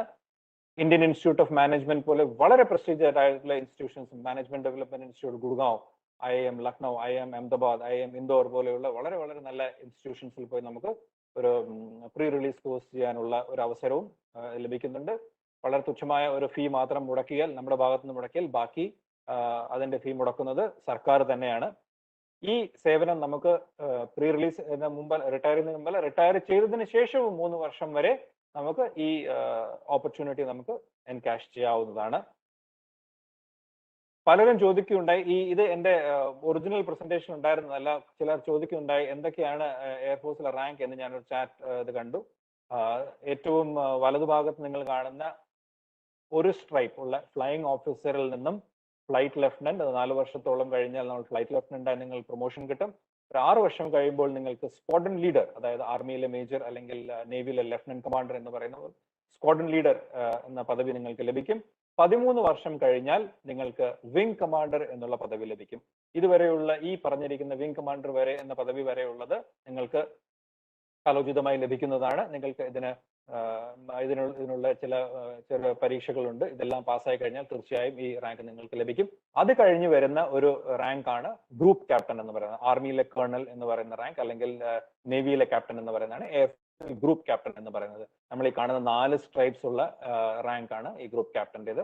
ഗ്രൂപ്പ് ക്യാപ്റ്റൻ കഴിഞ്ഞാൽ പിന്നെയുള്ളത് എയർ കൊമഡോർ. ഗ്രൂപ്പ് ക്യാപ്റ്റൻ മുതൽ നിങ്ങൾക്ക് സെലക്ഷൻ, ഒരു വളരെ സ്ട്രിക്റ്റ് ആയിട്ടുള്ള സെലക്ഷൻ പ്രോസസ്സിലൂടെയാണ് നിങ്ങൾ ഈ ഉന്നത പദവി ലഭിക്കുന്നത്. വിംഗ് കമാൻഡർ കഴിഞ്ഞാൽ ഗ്രൂപ്പ് ക്യാപ്റ്റൻ കഴിഞ്ഞാൽ എയർ കൊമഡോർ കഴിഞ്ഞാൽ എയർ വൈസ് മാർഷൽ, പിന്നീട് എയർ മാർഷൽ, പിന്നീട് എയർ ചീഫ് മാർഷൽ. പിന്നെ marshal of the Indian air force എന്ന് പറയുന്ന ഒരു ഉപചാര പദവിയുണ്ട്. അത് ഒരു സെറിമോണിയൽ റാങ്ക് ആണ്. അത് ലഭിച്ചിരിക്കുന്നത് നമുക്ക് ഇവിടെ marshal of the air force Arjan Singh എന്ന ഒരു വ്യക്തി, മഹത്തായ ഒരു വ്യക്തി, അദ്ദേഹത്തിന് മാത്രമാണ് ഇതുവരെ ലഭിച്ചിട്ടുള്ളത്. ഒരുപക്ഷെ നമുക്ക് ഇന്നിപ്പോ നോക്കാവുന്ന റാങ്കുകൾ ഫ്ലൈയിങ് ഓഫീസർ മുതൽ എയർ ചീഫ് മാർഷൽ വരെയുള്ള റാങ്ക് ആണ്. ഇന്ന് നമ്മുടെ സൗഭാഗ്യം എന്ന് കരുതാം, വായുസേനയിലെ വളരെ സീനിയർ ആയിട്ടുള്ള ഒരു എയർ മാർഷലാണ് ഇന്ന് നമ്മോടൊപ്പം ഇവിടെ ഉള്ളത്. അദ്ദേഹത്തിന്റെ മേൽനോട്ടത്തിൽ ഇതെല്ലാം നടക്കുന്നു എന്നുള്ളത് നമ്മുടെയും ഇവിടെ ഈ കാണാൻ വന്നിട്ടുള്ള ഈ വെബിനാറിൽ പങ്കെടുക്കാൻ വന്നിട്ടുള്ള എല്ലാ വിദ്യാർത്ഥികളുടെയും സൗഭാഗ്യം എന്ന് ഞാൻ കരുതുന്നു. ഇനി അങ്ങോട്ട് പോകുന്നുണ്ടെങ്കിൽ ഇടയ്ക്ക് വെച്ച് ഞാനൊരു ചാറ്റ് ബോക്സിൽ ഞാൻ കണ്ടു, again can girls join the air force. നിങ്ങൾ കാണുന്ന ഈ ചിത്രം, ഇത് ഒരു സിനിമയുടെ പോസ്റ്ററോ ഒന്നും അല്ല. This is a true picture which has been taken of the 3 fighter pilots of the Indian Air Force. They are from the very first batch of fighter pilots in the Indian Air Force. ഭാരതീയ വ്യോമസേനയിൽ അത്യന്തം നൂതനമായിട്ടുള്ള നമ്മുടെ യുദ്ധവിമാനങ്ങൾ പറത്തുവാൻ വരെ വനിതകൾക്ക് ഒരു സാഹചര്യം ലഭിക്കുന്നുണ്ട് എന്നുള്ളതാണ് ഇപ്പോഴത്തെ വാസ്തവം. പല മാതാപിതാക്കൾക്കും അറിയാത്ത ഒരു കാര്യമാണിത്. ഇതിൽ പെൺകുട്ടികളിലേക്ക് ഇതിന് സ്ഥാനമുണ്ടോ ഇല്ലയോ എന്നുള്ളത് തീർച്ചയായും ഉണ്ട്. വളരെ, ഞാൻ പറഞ്ഞില്ലേ, ഏറ്റവും ഇതിൽ ഇമ്പോർട്ടന്റ് ജോബ് ആയിട്ടുള്ള ഫൈറ്റർ പൈലറ്റ്, അതായത് നമ്മുടെ വാൾമുന എന്ന് തന്നെ പറയാം. ഒരുപക്ഷെ ഒരു ഫൈറ്റിംഗ് ഫോഴ്സിന്റെ ടിപ്പ് ഓഫ് ദ സോഡ് എന്ന് പറയുന്നത് അതിന്റെ ഫൈറ്റർ ബ്രാഞ്ച് ആണ്. ആ ഫൈറ്റർ ബ്രാഞ്ചിലെ നൂതനമായ വിമാനങ്ങൾ പറത്തുവാൻ നമ്മൾ ഇപ്പോൾ ഏൽപ്പിച്ചിരിക്കുന്നത് നമ്മുടെ തന്നെ മക്കളെയാണ്, നമ്മുടെ തന്നെ പെൺകുട്ടികളെയാണ്. വനിതകൾക്ക് തീർച്ചയായും വളരെ വളരെ ഇമ്പോർട്ടന്റ് ആയിട്ടുള്ള റെസ്പോൺസിബിലിറ്റീസ് ലഭിക്കുന്ന ഒരു സർവീസാണ് ഇന്ത്യൻ എയർഫോഴ്സ്. ഒരുപക്ഷെ ഇത് നിങ്ങൾ പറഞ്ഞുകൊണ്ടിരിക്കുമ്പോൾ ഞാൻ ഇട്ട ഒരു സ്ലൈഡാണ്. ഈ അവരുടെ മുഖത്ത് കാണുന്ന ഹർഷോല്ലാസം, അവരുടെ മുഖത്ത് കാണുന്ന ആ സന്തോഷം നിങ്ങളിലും എല്ലാവർക്കും ഉണ്ടാകട്ടെ, ഇത് കണ്ടുകൊണ്ടിരിക്കുന്ന എല്ലാ പെൺകുട്ടികൾക്കും ഉണ്ടാകട്ടെ എന്ന് ഞാൻ ആശംസിക്കുന്നു, ആഗ്രഹിക്കുന്നു. നിങ്ങൾക്കും തീർച്ചയായും ഇത് കാണുന്നത് ഈ സീൻ കാണുന്നത് വെച്ചിട്ടുണ്ടെങ്കിൽ ഗ്രാജുവേഷൻ പരേഡ് എന്ന് പറയും. അതായത് അതികഠിനമായ 1 മുതൽ 1.5 വർഷം വരെയുള്ളവരുടെ പരിശീലനം കഴിഞ്ഞ് അവർ ഓഫീസർ പദവിയുടെ, അവരുടെ തോളിൽ ഓഫീസർ പദവിയുടെ ചിഹ്നമായ സ്ട്രൈപ്സ് ഇട്ടതിന് ശേഷവും അവരുടെ തൊപ്പിയിൽ കാണുന്ന അശോകസ്തംഭവും ഈഗിളും വെച്ചതിന് ശേഷവുമുള്ള അവരുടെ മുഖത്തുള്ള ആ സന്തോഷമാണ് നിങ്ങൾ കാണുന്നത്. അവരുടെ it is their moment of pride, it is a moment of celebration for all these young girls who just commissioned as flying officers from the Indian air force academy. Indian എയർഫോഴ്സിൽ എപ്പോഴും പറയാറുള്ള ഒരു കാര്യമുണ്ട്, ഹാപ്പി ലാൻഡിങ്സ് എന്ന് പറഞ്ഞാണ് എല്ലാ കാര്യങ്ങളും ഞങ്ങൾ അതിന് ഒരു ശുഭപര്യവസായി എടുത്തത്. പക്ഷെ ഇന്ന് നിങ്ങൾ ഞങ്ങൾക്ക് വളരെ സ്പെഷ്യൽ ആയിട്ടുള്ളവരാണ്. നിങ്ങളുടെ കരിയർ തുടങ്ങാൻ പോകുന്നതേ ഉള്ളൂ. നിങ്ങൾക്ക് എല്ലാവർക്കും ഞാൻ I am deviating from the normal and not wishing you happy landings but wishing you a very happy take off. May you all attain great heights similar to what the Air Force is in. Thank you very much for listening to this webinar. And please, in case you have any further doubts, please do reach out through Sebin to me, or for any career inquiries, please do visit www.careerairforce.nic.in. Thank you very much. Yes, sir, you are welcome. Warm good afternoon to all. Respected Air Marshal Bala sir, Brigadier NV Suresh sir, and my mentor Wing Commander Venu sir. എല്ലാവർക്കും ഞാൻ എൻ്റെ വിനീതമായ നന്ദി പറയുന്നു. Especially Malayala Manorama horizon ചാനലിനോടും and Venu Nambeesan സാറിനോടും. കാരണം ഞാൻ ഇന്ന് നിങ്ങളുടെ മുന്നിൽ ഇരിക്കുന്നുണ്ടെങ്കിൽ എൻ്റെ മാത്രം കഴിവല്ല, ഞാൻ എന്ന വ്യക്തിയെ ഇന്ന് ഇപ്പോൾ ഞാൻ എൻ്റെ മെൻറ്ററായ Venu sir, because as an NCC cadet, ഞാൻ നേവൽ NCC കാഡറ്റ് ആയിരുന്നു സെന്റ് ജോസഫ്സ് കോളേജ് ദേവഗിരിയിൽ പഠിച്ചത്. NCCയിലൂടെ കിട്ടിയ ഒരുപാട് ക്വാളിറ്റീസ് ആണ് ഇന്ന് എന്നെ ശരിക്കും ഞാൻ എന്ന വ്യക്തിയാക്കി മാറ്റിയത്. വേണു സാറിന്റെ കൂടെ he was our contingent commander republic day camp 2006 ഡൽഹിയിൽ നടന്നപ്പോൾ കേരള ആൻഡ് ലക്ഷദ്വീപ് ഡയറക്ടറേറ്റിനെ പ്രതിനിധീകരിക്കാൻ കഴിഞ്ഞത് എൻ്റെ ഒരു സൗഭാഗ്യമാണ്. അതിലൂടെ പ്രധാനമന്ത്രി ഡോക്ടർ മൻമോഹൻ സിംഗിന്റെ നിന്ന് 2006 all India naval best cadet ട്രോഫിയും ബാറ്റണും കിട്ടാൻ ഉള്ളൊരു ഭാഗ്യം എനിക്ക് സത്യം പറഞ്ഞ ദൈവാധീനമായിരുന്നു. പക്ഷെ അതിന്റെ പുറകിൽ ഒരുപാട് പേരുടെ പ്രയത്നം ഉണ്ടായിരുന്നു. വേണു സാറിന്റെ ഒരു സത്യം പറഞ്ഞാൽ ഒരു മെന്റർ എന്ന് പറയുന്നത്, നമ്മൾ പറയല്ലോ എപ്പോഴും ഒരു മെന്റർഷിപ്പ്, വേണു സാറിന്റെ ഒരുപാട് പങ്കുണ്ടായിരുന്നു അന്ന്. ഞാൻ NCCയിലേക്ക് ഇന്ന് ഇപ്പോഴും ഒരുപാട് കുട്ടികൾ അല്ലെങ്കിൽ ഒരുപാട് രക്ഷിതാക്കൾ, സത്യം പറഞ്ഞാൽ ഇന്ന് NCCയുടെ വലുപ്പം നിങ്ങൾ, ഓഫ് കോഴ്സ് നമ്മുടെ ടോപ്പിക് ഈസ് കരിയർ ഓപ്പർച്യൂണിറ്റീസ്, ഞാൻ അതിലേക്ക് വരാം. പക്ഷെ NCC എന്ന് പറയുന്ന ഈ ഒരു മഹത്തായ ഓർഗനൈസേഷന്റെ വലിപ്പം എന്താണെന്ന് സത്യം പറഞ്ഞാൽ ഇന്നത്തെ കുട്ടികൾക്കും രക്ഷിതാക്കൾക്കും അറിയില്ല എന്ന് വേണമെങ്കിൽ പറയാം. എല്ലാവരും NCC എന്ന് പറയുന്ന ഓർഗനൈസേഷന് വെറും പരേഡ് അല്ലെങ്കിൽ മാർച്ചിങ്ങിന് വേണ്ടിയിട്ട് വിടുക, അല്ലെങ്കിൽ ഇന്ന് ചിലപ്പോൾ കുറച്ച് ഗ്രേസ് മാർക്സിന് വേണ്ടിയിട്ട് ചേരുന്ന ഒരുപാട് കുട്ടികൾ ഉണ്ടാവും. ഒരു 8ാം ക്ലാസ്സിൽ അല്ലെങ്കിൽ 9ാം ക്ലാസ്സിൽ പഠിക്കുന്ന ഒരു കുട്ടിയെ സംബന്ധിച്ച് ചിലപ്പം അവർ ഫോഴ്സ്ഫുള്ളി NCCയിൽ ചേർന്ന് പോയിട്ടുണ്ടാവും, ചിലവർ ഗ്രേസ് മാർക്സിന് വേണ്ടി ജോയിൻ ചെയ്തിട്ടുണ്ടാവും.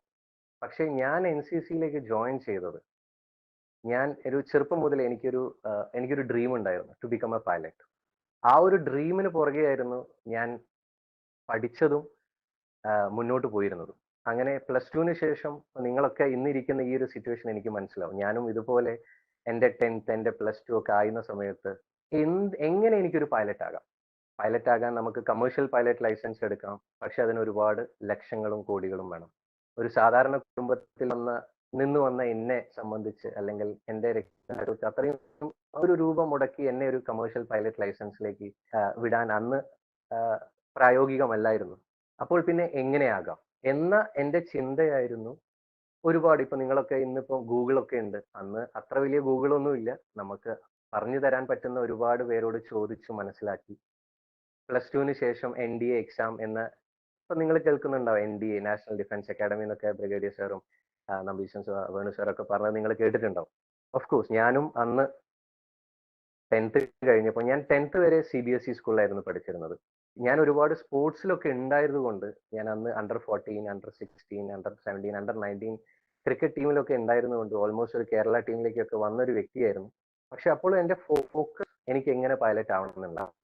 ആ ഒരു ലക്ഷ്യത്തിന് പുറകെ ഞാൻ നടന്നു. അങ്ങനെ ഞാൻ +2 ശേഷം നാഷണൽ ഡിഫൻസ് അക്കാഡമിയുടെ നമ്മുടെ NDA അല്ലെങ്കിൽ NAVAC-ന്റെ എക്സാം എഴുതി. അൺഫോർച്ചുനേറ്റ്ലി അന്ന് NDA എക്സാം എനിക്ക് ക്ലിയർ ചെയ്യാൻ പറ്റിയില്ല. അപ്പോഴും 10+2 TES എൻട്രി, ഇപ്പോൾ നായർ സാർ പറഞ്ഞത് നിങ്ങൾ ശ്രദ്ധിച്ചിട്ടുണ്ടാവും.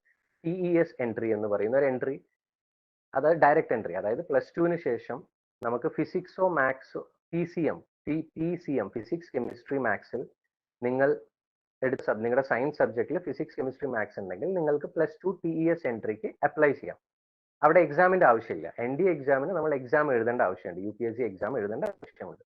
+2 TES എൻട്രി എന്ന് പറയുന്ന എൻട്രി SSB ഇന്റർവ്യൂവിന് ഡയറക്റ്റ് ആയിട്ട് എനിക്ക് ക്ഷണനം വന്നു. കാരണം +2 PCM-ന് എനിക്ക് 75% എബവ് ഉണ്ടായിരുന്നു. അങ്ങനെ +2 TES എക്സാം എഴുതേണ്ടി വന്നിട്ടില്ല, ഡയറക്റ്റ് SSBക്ക് പോയി. ഞാൻ അന്ന് SSB ഫസ്റ്റ് ടൈം ക്ലിയർ ചെയ്തൊരു വ്യക്തി. ഓൾ ഇന്ത്യ മെറിറ്റ് ലിസ്റ്റിൽ എൻ്റെ പേര് വരാത്തത് കൊണ്ട് എനിക്ക് അന്ന് ആർമിയിൽ ഒരു ഓഫീസർ ആകാൻ പറ്റിയില്ല. പക്ഷെ അപ്പോഴും എൻ്റെ മനസ്സിലുണ്ടായിരുന്നത് എങ്ങനെ പൈലറ്റ് ആവണം. അച്ഛനമ്മമാർക്ക് നമ്മുടെ മക്കൾ ഡോക്ടർ ആകണം, എഞ്ചിനീയർ ആകണം എന്ന അതിയായ ആഗ്രഹം എൻ്റെ രക്ഷിതാക്കൾക്കും ഉണ്ടായിരുന്നു. പക്ഷെ ഞാൻ അവരോട് പറഞ്ഞു, എൻ്റെ ആഗ്രഹം ഇതാണ്, അതിനു വേണ്ടിയിട്ട് എനിക്ക് എന്ത് ചെയ്യാൻ പറ്റും.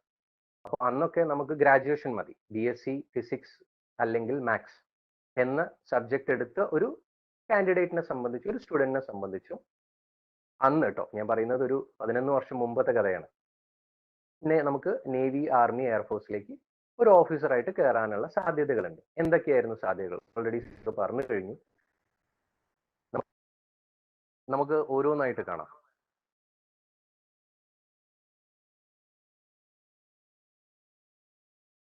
വേണു സാർ പറഞ്ഞത് മാതിരി എയർഫോഴ്സിലേക്കുള്ള എൻട്രി,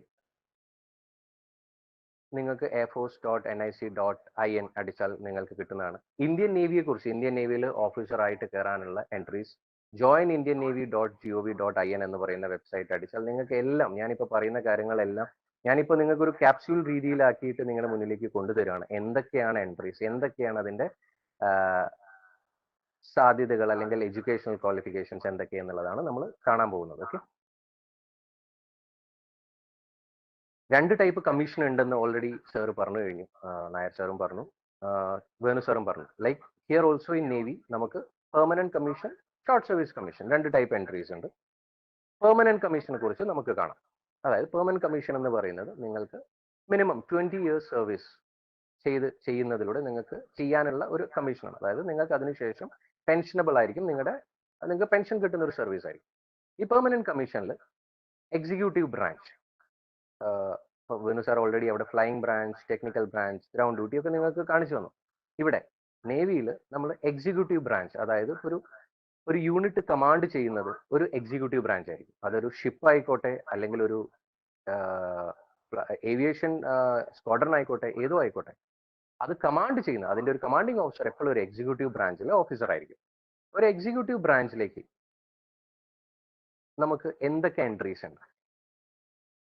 ഒരു കാഡറ്റ് ആയിട്ട്, ഇപ്പൊ നിങ്ങൾ +2 കഴിഞ്ഞ് ഒരുപാട് പേര് ചോദിക്കുന്നുണ്ട് NDA എക്സാം, നെവാക് എക്സാം. ഓൾറെഡി സാർ പറഞ്ഞു കഴിഞ്ഞു, ആർമിയിലും നേവിയിലായാലും, ആർമിയിലെ എയർഫോഴ്സിലായാലും സെയിം NDA എക്സാം നമ്മൾ എഴുതുന്നു. നമ്മൾ ഫോം ഫില്ല് ചെയ്യുമ്പോൾ നമ്മളുടെ മുന്നിൽ ഓപ്ഷൻ ഉണ്ട്, NDA ചൂസ് ചെയ്യണോ, നെവാക് എന്ന് പറയുന്ന നേവൽ അക്കാഡമി ചൂസ് ചെയ്യണോ എന്നുള്ള UPSCയുടെ ഫോമിൽ നിങ്ങൾക്ക് കാണാം. അവിടെ നിങ്ങൾ നേവൽ അക്കാഡമിയാണ് നിങ്ങൾ ചൂസ് ചെയ്യുന്നതെങ്കിൽ പ്രയോറിറ്റി അവിടെ 1, നിങ്ങൾ നെവാക് എന്ന് ക്ലിക്ക് ചെയ്യണം. ഓക്കെ, ഫോമിൽ. ഇപ്പൊ നിങ്ങൾ NDA ആണ് ചൂസ് ചെയ്യുന്നതെങ്കിൽ NDAയിൽ നിങ്ങൾക്ക് 3 ചോയ്സ് ഉണ്ടാവും, ആർമി വേണോ, നേവി വേണോ, എയർഫോഴ്സ് വേണോ. ഡിഫറൻസ് ഇത്രയേ ഉള്ളൂ. നേവൽ അക്കാഡമിയിലേക്കാണ് നിങ്ങൾ പോകുന്നതെങ്കിൽ 10+2 ശേഷം നിങ്ങൾ 4 വർഷം നേവൽ അക്കാഡമി, ഇന്ന് നമ്മുടെ ഏഴിമലയിലാണ് നമ്മുടെ നേവിയുടെ ട്രെയിനിങ് എല്ലാം നടക്കുന്നത്. +2 കഴിഞ്ഞ് 4 വർഷം നിങ്ങൾക്ക് നേവൽ അക്കാഡമിയിൽ you will be getting a graduation from BTech graduation from CUSAT ആയിരിക്കും നമുക്ക് സർട്ടിഫിക്കേഷൻ തരുന്നത്. ഓക്കെ, അല്ലെങ്കിൽ നിങ്ങൾ NDA ചൂസ് ചെയ്തു, അവിടെയും നേവിയുടെ ഒരു എൻട്രി ഉണ്ട്. അവിടെ ചെല്ലുമ്പോൾ നിങ്ങൾ ആദ്യത്തെ 3 years നിങ്ങൾ കോമൺ ആയിട്ട് ഒരു കാഡറ്റ് ആയിട്ടായിരിക്കും നിങ്ങൾ ട്രെയിൻ ചെയ്യുന്നത്. ലാസ്റ്റ് ഇയർ കഴിയുമ്പോൾ നിങ്ങൾ അവിടെ നേവി എൻട്രി ആയിട്ട് വന്ന കാഡറ്റ്സ് നേവൽ അക്കാഡമിയിലേക്ക് വന്നിട്ട് 6 മാസം മെർജ് ചെയ്യും. ഓക്കെ, ഇതാണ് നമ്മുടെ കാഡറ്റ് എൻട്രി. ഏജ് നിങ്ങൾ കാണുന്നുണ്ട്, എല്ലാം നിങ്ങൾക്ക് വേണം സ്ക്രീൻഷോട്ട് ഒക്കെ എടുത്തോളൂ, അല്ലെങ്കിൽ ഡോണ്ട് വറി, ഇതെല്ലാം അവൈലബിൾ ആണ് ഓപ്പൺ സോഴ്സിൽ. ഇന്നിപ്പോൾ ഗൂഗിളിനോട് ചോദിച്ചു കഴിഞ്ഞാൽ എല്ലാം കിട്ടുന്നതാണ്. ഇവിടെ നിങ്ങൾ ശ്രദ്ധിക്കേണ്ടത് 10+2 ആയിരിക്കണം. നിങ്ങളുടെ 10+2 നിങ്ങൾ സയൻസ് ആയിരിക്കണം. അതിൽ കമ്പൽസറി ആയിട്ട് ഫിസിക്സും മാത്സും നിർബന്ധമാണ്. ഇനി നിങ്ങളെ സംബന്ധിച്ച് ഇപ്പം +2 നിങ്ങൾക്ക് ഈ NDA എക്സാം ഒന്നും ക്ലിയർ ചെയ്യാൻ പറ്റില്ല, no issues, go do a graduation. പക്ഷെ നേവിയിലേക്കാണ് നിങ്ങൾ വരുന്നതെങ്കിൽ നിങ്ങൾ മിനിമം ഒരു BTech ഗ്രാജുവേറ്റ് ആയിരിക്കണം. ഓക്കെ, ഈ പെർമനന്റ് കമ്മീഷൻ എല്ലാം ഇപ്പോൾ ബോയ്സിന് മാത്രമേ ഉള്ളൂ.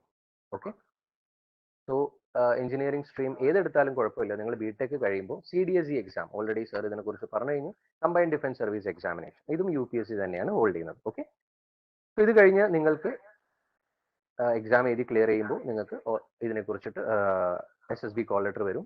നിങ്ങളുടെ education qualification where minimum BTech ആയിരിക്കും. Okay, then NCC special entry scheme, ഇത് NCC കാഡറ്റ്സിന് മാത്രമുള്ളത്. നിങ്ങൾ NCC നേവിയിലേക്കാണ് നിങ്ങൾ ചേരാൻ താല്പര്യപ്പെടുന്നതെങ്കിൽ നിങ്ങൾ നേവൽ NCC കാഡറ്റ് ആയിരിക്കണം with bare minimum C certificate holder. Okay, അങ്ങനെയാകുമ്പോൾ നമുക്ക് NCCയുടെ സ്പെഷ്യൽ എൻട്രി വിളിക്കുമ്പോൾ നമ്മുടെ എംപ്ലോയ്മെന്റ് ന്യൂസ്, തൊഴിൽ വാർത്ത, തൊഴിൽ വീതി ഒക്കെ നിങ്ങൾ നോക്കുക. ട്വൈസ് ഒരു വർഷം ഉണ്ടാവും എൻട്രീസ് എല്ലാം. ഇതെല്ലാം ഡിസംബർ, ജാൻ, ജൂൺ, ജൂലൈ ഇങ്ങനെയായിരിക്കും എപ്പം എല്ലാ കോൾ ലെറ്റേഴ്സും നമ്മുടെ ന്യൂസും വരാറ്. അപ്പോൾ നിങ്ങൾ ശ്രദ്ധാപൂർവം ഈ എംപ്ലോയ്മെന്റ് ന്യൂസ് അല്ലെങ്കിൽ തൊഴിൽ വാർത്ത, തൊഴിൽ വീതി ഒക്കെ ഒബ്സർവ് ചെയ്ത് പോവുക. ഇനി 4ാമത്തെ എൻട്രി ഡയറക്റ്റ് എൻട്രി. ഞാൻ പറഞ്ഞു കഴിഞ്ഞു ഓൾറെഡി, നമ്മളെ സംബന്ധിച്ച് direct entry naval armament inspection എന്ന് പറയുന്ന ഒരു കേഡർ ഉണ്ട്, ഒരു എൻട്രി ഉണ്ട്, അതും എക്സിക്യൂട്ടീവ് ബ്രാഞ്ചിൽ തന്നെ. ഇവിടെ നിങ്ങൾ മിനിമം ഒരു BE BTech ഹോൾഡർ ആയിരിക്കണം. അത് recognised university of AICTE with 60% marks, അത് വളരെ നിർബന്ധമാണ്. അല്ലെങ്കിൽ ഒരു പോസ്റ്റ് ഗ്രാജുവേറ്റും ഇലക്ട്രോണിക്സ് അല്ലെങ്കിൽ ഫിസിക്സിൽ ഒരു MSc എടുത്ത ഒരു വ്യക്തിക്കും ഈ NAI ഇൻസ്പെക്ഷൻ കേഡറിലേക്ക് ജോയിൻ ചെയ്യാം. Let see. ഒരുപാട് പേര് ലോയെ കുറിച്ച് ചോദിച്ചിരുന്നു. ഞാൻ I am a law graduate, this that. So you can see requirements. നിങ്ങളുടെ ഏജ് നിങ്ങൾ കണ്ടു. മിനിമം നിങ്ങൾ any of the law graduation process ചെയ്തിരിക്കണം വിത്ത് 55% ഓഫ് മാർക്സ്. ഇനി ഒരുപാട് പേര് ചോദിച്ചു, സർ ഞാൻ ബികോം ആണ്, എനിക്ക് എങ്ങനെ നേവിയിലേക്ക് വരാം? ഇന്ന് ബികോം, വെറും ബികോം കൊണ്ട് നിങ്ങൾക്ക് നേവിയിലേക്ക് വരാൻ പറ്റില്ല ആസ് എൻ ഓഫീസർ. നിങ്ങൾ അതിനുശേഷം മിനിമം ഒരു PG diploma in finance logistics apply ചെയ്തിരിക്കണം, അല്ലെങ്കിൽ നിങ്ങൾ എൻകോം ഹോൾഡർ ആയിരിക്കണം. Okay, let see. എക്സിക്യൂട്ടീവ് ബ്രാഞ്ചിൽ ഷോർട്ട് സർവീസ് കമ്മീഷൻ ഉണ്ടായിരുന്നു. ഇപ്പൊ ഞാൻ ഓൾറെഡി എന്നെ കുറിച്ച് പറഞ്ഞു, ഞാൻ ഒരു ഷോർട്ട് സർവീസ് കമ്മീഷൻ്റെ ഓഫീസറാണ്. ഞാൻ ഗ്രാജുവേഷന് ശേഷം ഡയറക്റ്റ് SSB പോയ ഒരു വ്യക്തിയായിരുന്നു. അതായത് SSC ജനറൽ സർവീസ് എന്ന് പറയുന്ന എൻട്രി ആയിരുന്നു എൻ്റെത്. ഇന്ന് ഒരു BSc ഗ്രാജുവേറ്റിന് പറ്റില്ല അത്.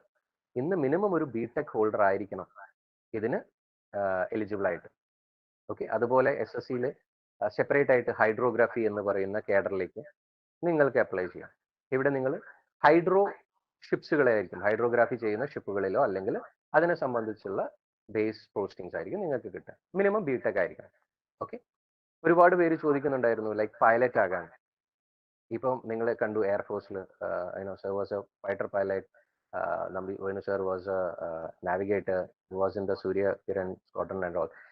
നമുക്ക് നേവിയിൽ ഒരു അഡ്വാൻറ്റേജ് എന്ന് വെച്ചാൽ like unlike in air force land ചെയ്യുന്നത് only on a land. Even fighters they land on നമ്മുടെ ഭൂമി, നമ്മുടെ ലാൻഡിലായിരിക്കും ലാൻഡ് ചെയ്യുന്നത്. പക്ഷേ നമ്മുടെ ഫൈറ്റർ പൈലറ്റ്സ്, നേവിയുടെ fighter pilots, they land on aircraft carriers. So it's more tedious than a pilot who lands on a land. Okay, so ആ ഒരു വിങ്, അതായത് ഇപ്പൊ പൈലറ്റ് ആകുമ്പോൾ നിങ്ങൾക്ക് വിങ്സ് കിട്ടുന്നുണ്ട്. ഇവിടെ ഫൈറ്റർ പൈലറ്റ്സിന് you are getting trained in US along with the pilots over there. അതാണ് ഇതിന്റെ ഒരു അഡ്വാൻറ്റേജ്. ഇപ്പൊ നേവിയിലെ ഒരു ഫൈറ്റർ പൈലറ്റ് എന്ന് പറയുന്നത് ലൈക്ക് നിങ്ങളിപ്പം ടോപ്പ് ഗൺ മൂവീസ് ഒക്കെ കണ്ട ഒരുപാട് പേരുണ്ടാവും. സോ നമുക്കത് അവിടെ നിന്നാണ് നമുക്ക് ട്രെയിനിങ് കിട്ടുന്നത്. അതിന് വേണ്ടിയിട്ട് നിങ്ങൾ സെയിം ഇപ്പൊ എല്ലാ എൻട്രീസും BTech ആണ്. നേവിയിലെ എല്ലാ എൻട്രീസും BTech ആണ്. ഏതൊരു one candidate was asking, sir ഞാൻ BSc ആണ്, can I apply for aviation എന്നൊക്കെ ചോദിച്ചു കണ്ടു. പക്ഷെ നേവിയിലേക്ക് ഇന്ന് നിങ്ങൾ ബെയർ മിനിമം BTech ആയിരിക്കണം. ഇനി CPL ഹോൾഡേഴ്സ് ആയിട്ട് വരുന്നവർക്കും സാധ്യതകളുണ്ട്. Okay, let see. ഒബ്സർവേഴ്സ് എന്ന് പറയുന്നത് നിങ്ങൾ കണ്ടിട്ടുണ്ടാവും. ഏവിയേഷനിൽ വേറെ ഇപ്പോൾ പൈലറ്റും ഉണ്ട്, ഒബ്സർവേഴ്സും ഉണ്ട്. ഓക്കെ, ലൈക്ക് എയർഫോഴ്സിൽ നാവിഗേറ്റേഴ്സ് എന്ന് പറയും. സെയിം ഇതിനും നമ്മുടെ എൻട്രി, നിങ്ങളുടെ bare minimum graduation should be BTech. Okay, നിങ്ങൾ ക്ലാസ് 10th അല്ലെങ്കിൽ 12th നിങ്ങൾ ഫിസിക്സ്, കെമിസ്ട്രി, മാത്സ് ആയിരിക്കണം സബ്ജക്ട് നിങ്ങളുടെ, and percentage should be minimum 60%. Okay, ഒരുപാട് പേര് ചോദിക്കുന്നുണ്ടായിരുന്നു IT, ഇപ്പൊ ഞാൻ കമ്പ്യൂട്ടർ സയൻസ് അതാണ് ഇതാണ് BSc IT, can I apply for IT wing? Here there is a specialized, ഇപ്പൊ നമ്മുടെ IT വിങ് തന്നെ ഉണ്ട്. അതിന് വേണ്ടിയിട്ട് IT ഓഫീസേഴ്സ് തന്നെ ഉണ്ട്. IT ഓഫീസേഴ്സ് IW എന്നൊക്കെ പറഞ്ഞിട്ട് IT-യിൽ തന്നെ നമുക്ക് അഡ്വാൻസ്ഡ് IW കോഴ്സ് ഒക്കെ കൊടുക്കുന്നുണ്ട്. അതൊക്കെ കിട്ടുന്നത് ഇപ്പൊ നിങ്ങളൊരു കമ്പ്യൂട്ടർ ഗ്രാജുവേറ്റ് ആണ്, യു ക്യാൻ സി BCA അല്ലെങ്കിൽ MCA നിങ്ങൾ കഴിഞ്ഞിട്ടുണ്ടെങ്കിൽ ഈ പറയുന്ന കാര്യങ്ങളൊക്കെ നിങ്ങൾക്ക് ഉണ്ടെങ്കിൽ, the qualification on the right side, you can apply for SSC IT wing. Okay, ATC, air traffic controller, is another specialization in is a part of aviation, you can see. ഇതിനും നിങ്ങൾ കാണുന്നുണ്ടാവും BTech. ഇവിടെ നേവിയിൽ almost എല്ലാം ഇന്ന് BTech ആണ്. Okay, now let's see. Naval armament inspector NAI ബ്രാഞ്ചിൽ നമുക്ക് short സർവീസിനും നേരത്തെ കണ്ടത് പെർമനന്റ് കമ്മീഷൻ ആയിരുന്നു. അവിടെ നിങ്ങൾ 4 years നേവൽ ആർക്കിടെക്ചർ, ക്വിസാറ്റിൽ നേവൽ ആർക്കിടെക്ചർ എന്ന് പറയുന്ന കോഴ്സിന്റെ കൂടെയാണ് ഈ പെർമനന്റ് കമ്മീഷൻ ആയിട്ടുള്ള കാൻഡിഡേറ്റ്സ് 4 വർഷം പഠിക്കുന്നത്. ഓക്കെ, ഇത് ഷോർട്ട് സർവീസ് ആണ്. ഇത് നിങ്ങൾ BTech കഴിഞ്ഞാലും നിങ്ങൾക്ക് ഇതിനു വേണ്ടി അപ്ലൈ ചെയ്യാം. ഓക്കെ, ക്വാളിഫിക്കേഷൻ നിങ്ങൾ കാണുന്നുണ്ടാവും റൈറ്റ് സൈഡിൽ. സിമിലർലി ലോജിസ്റ്റിക്സ്, നേരത്തെ കണ്ടത് പെർമനന്റ് കമ്മീഷനുള്ള ലോജിസ്റ്റിക്സ് ആയിരുന്നു, ഇത് ഷോർട്ട് സർവീസിനുള്ള ലോജിസ്റ്റിക്സ് ആയിരുന്നു. ഓക്കെ, സെയിം എല്ലാത്തിലും നിങ്ങൾ കാണുന്നുണ്ടാവും BTech മിനിമം വേണം, അല്ലെങ്കിൽ ഒരു post graduation in any of the required, like നിങ്ങൾ കാണുന്ന MCOM വേണം, അല്ലെങ്കിൽ PG diploma in finance logistics. University entry scheme, directly university നിന്ന് എടുക്കുന്ന ഒരു ഡയറക്റ്റ്, അവിടെ എക്സാം ഒന്നുമില്ല. നിങ്ങൾ BTech ആയിരിക്കണം മിനിമം.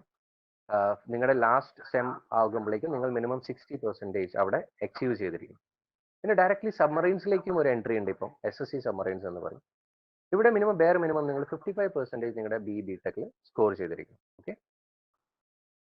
എഡ്യൂക്കേഷൻ ബ്രാഞ്ച് നിങ്ങൾക്ക് ഇവിടെ എന്താ പറയുക, നിങ്ങൾ ഒരു ഇൻസ്ട്രക്ടർ പോലെ ആയിരിക്കും നിങ്ങൾ ഈ എഡ്യൂക്കേഷൻ ബ്രാഞ്ച്. നിങ്ങൾ അധികം ഒരുപാട് നേവിയുടെ ഒരുപാട് സ്കൂൾസ് ഉണ്ട്, അവിടെയൊക്കെ നിങ്ങൾ ഇൻസ്ട്രക്ടേഴ്സ് ആയിട്ടായിരിക്കും പോകുന്നത്. അപ്പോൾ ഇവിടെയും 2 ടൈപ്പ് കമ്മീഷൻ ഉണ്ട്. ഇതിലും പെർമനന്റ് കമ്മീഷനും ഷോർട്ട് സർവീസ് കമ്മീഷനും ഉണ്ട്.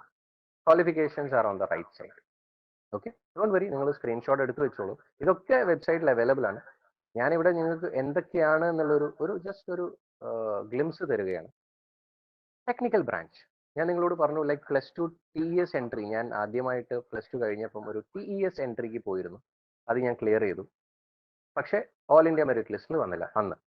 അതുപോലെ നേവിക്കും TES എൻട്രി ഉണ്ട്.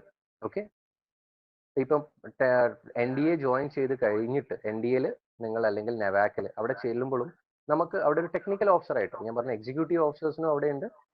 സെയിം നിങ്ങളൊരു ടെക്നിക്കൽ ഓഫീസർ ആയിട്ടും നിങ്ങൾക്ക് അവിടെ കയറാം. അതിന് ബെയർ മിനിമം നിങ്ങൾ 10+2 75% ആയിരിക്കണം നിങ്ങളുടെ PCM percentage and minimum 50% in English. Okay.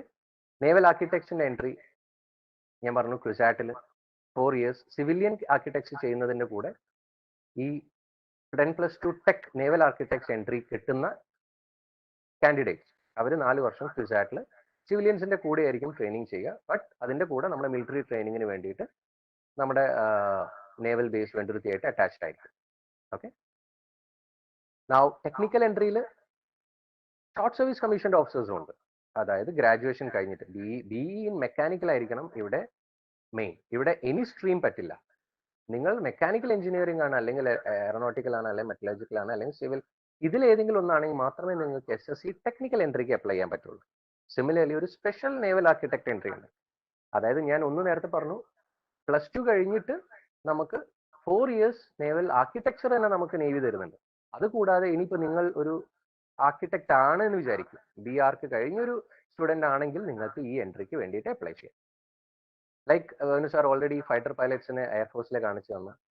ഇത് നമ്മുടെ നേവിയിലെ പൈലറ്റ്സ് ആണ്. സോ ഇന്ന് ഒരുപാട് ലേഡീസ് ഗേൾസ് ഇപ്പോൾ ചോദിക്കുന്നുണ്ട്, എനിക്ക് പൈലറ്റ് ആവാൻ പറ്റുമോ നേവിയിൽ? Of course you can become pilots in navy. Okay. All these details are available in our website.